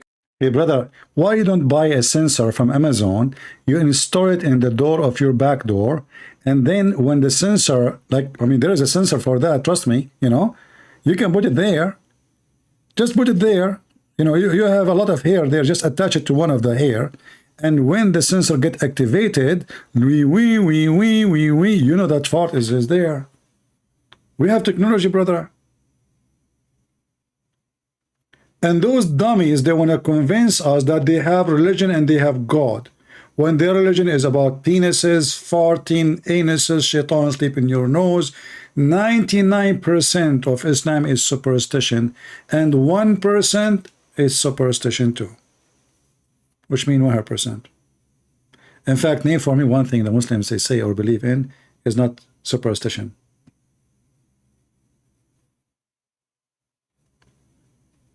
Did we have a good time? I will try to come tomorrow if I could, but we will see how many views we will have by tomorrow. As you know, YouTube don't promote our channel, try to hide it from people so they don't see it. So feel free to download my videos, share them, cut them, post them, do whatever you want with them. And I don't mind, even if you make money from my videos, God bless you. However, please tell people where to find me to join us in our life. And for sure, all of you, you can always subscribe to Patreon. It's for free. It's just to be notified when we are going live. Anywhere you go, there's thousands of channels posting my videos, but there's only one Christian Prince, and you know that. And there's only one place you can find me. It's in Patreon. So subscribe there. You will be notified immediately when we are going to go live, and you can join us. And we will do from time to time, we will take call from Christians only, and we will do it like once a while. But as you know, our target here is to teach Christians how to demolish Islam and how to save the Muslims. We don't hate the Muslims. Those are naive people, need help. Even the violent one, they are deceived, they've been lied to, and they think that they are right. But as you see, the second you start discussing with them, they will notice how stupid this cult is. I hope everybody is learning, Christians and non-Christians, about Islam, and I hope you will share knowledge with your family and your friends and your children so nobody can deceive them. Here we are giving you a vaccine so you will not be infected by the stupidity of this cult. Same time, maybe the Lord will use you so you can save some Muhammadan from the evil of Muhammad. We are not here because we want to harm to Muslims. In fact, it is the opposite. We want to help them. And to help Muslims is not by giving them hugs. Is by saying the truth. And the truth will set you free. The word of my Lord is salvation. The word of their Lord is a mockery. The word of my Lord is wisdom. The word of their Lord is a stupidity. The word of the Messiah is a stunning, amazing. If you don't believe me, go and read any of his speeches of the Messiah. And if you don't believe me, go and read any of the hadith of the stupid Muhammad. You would die laughing. And when Muhammad, he decided to be smart, he copied the Messiah. Tons of stories, Muhammad, he copied from the Messiah, trying to claim wisdom. Even their God, he took names of the Messiah. The Messiah, he said, I am the light of the world. The Quran calling Allah light of the world. The Messiah, he said, I am the truth. The Quran calling Allah the truth. The Messiah, he said, I am the resurrector. The Quran says Allah is the resurrector. The Messiah, he said, I am life. Allah, he called himself life, Al-Hayy. Everything belonged to the Messiah. Muhammad, he tried to steal it and attach it to his fake God, the pagan Arab God. Black stone kissers, which is a stone in the shape of a vagina, and it used to be a vagina to be worshipped. They cannot claim for a second that they worship the God of Abraham. Don't let them fool you. And even don't let false priests who say to you that the Muslims are Abrahamic. Those are false teachers. They are not Abrahamic. Allah's name never exists in the Bible. And when the Lord, he said, from their fruits you shall know them, then you should know the fruits of the God of Islam cannot be the fruit of the God of Abraham. Because even God have fruits, not only us. From their fruits you shall know them. How we know Jesus? Not because of a name. You can call yourself Jesus. You can call yourself the Messiah. But people will know that you're fake because there's only one. Only one. He is holy. His act, his life, his words is holy. And when he loved the word, he proved it. Even those who they were crucifying him, he said, Father, forgive them. They do not know what they are doing. He is dying in the cross and he is thinking about them. That is the Messiah. The loving Lord. But the loving Lord will come one day. And he will come with the glory of his angels. And he will say, bring those who don't believe in me. And slay them. Which means send them to hell. So don't keep dreaming about the loving Messiah forever. That he will come back and just forgive you. Time will be up one day. And you will be taken to the judgment day. And then there's a crying, and there is sorrow, and there is pain, and no more forgiveness. So I invite you all to repent and to accept the Messiah as your Savior. For your soul can be taken from you as we speak and never return back to you. And then you will miss your point of forgiveness and chance to be with the Lord. May the Lord bless you. And this is your brother Christian Prince was serving you humbly for today. And I will see you soon again. Subscribe in Patreon if you'd like to join us again. Until then, God is good. So is Jesus. Amen to that. Take care.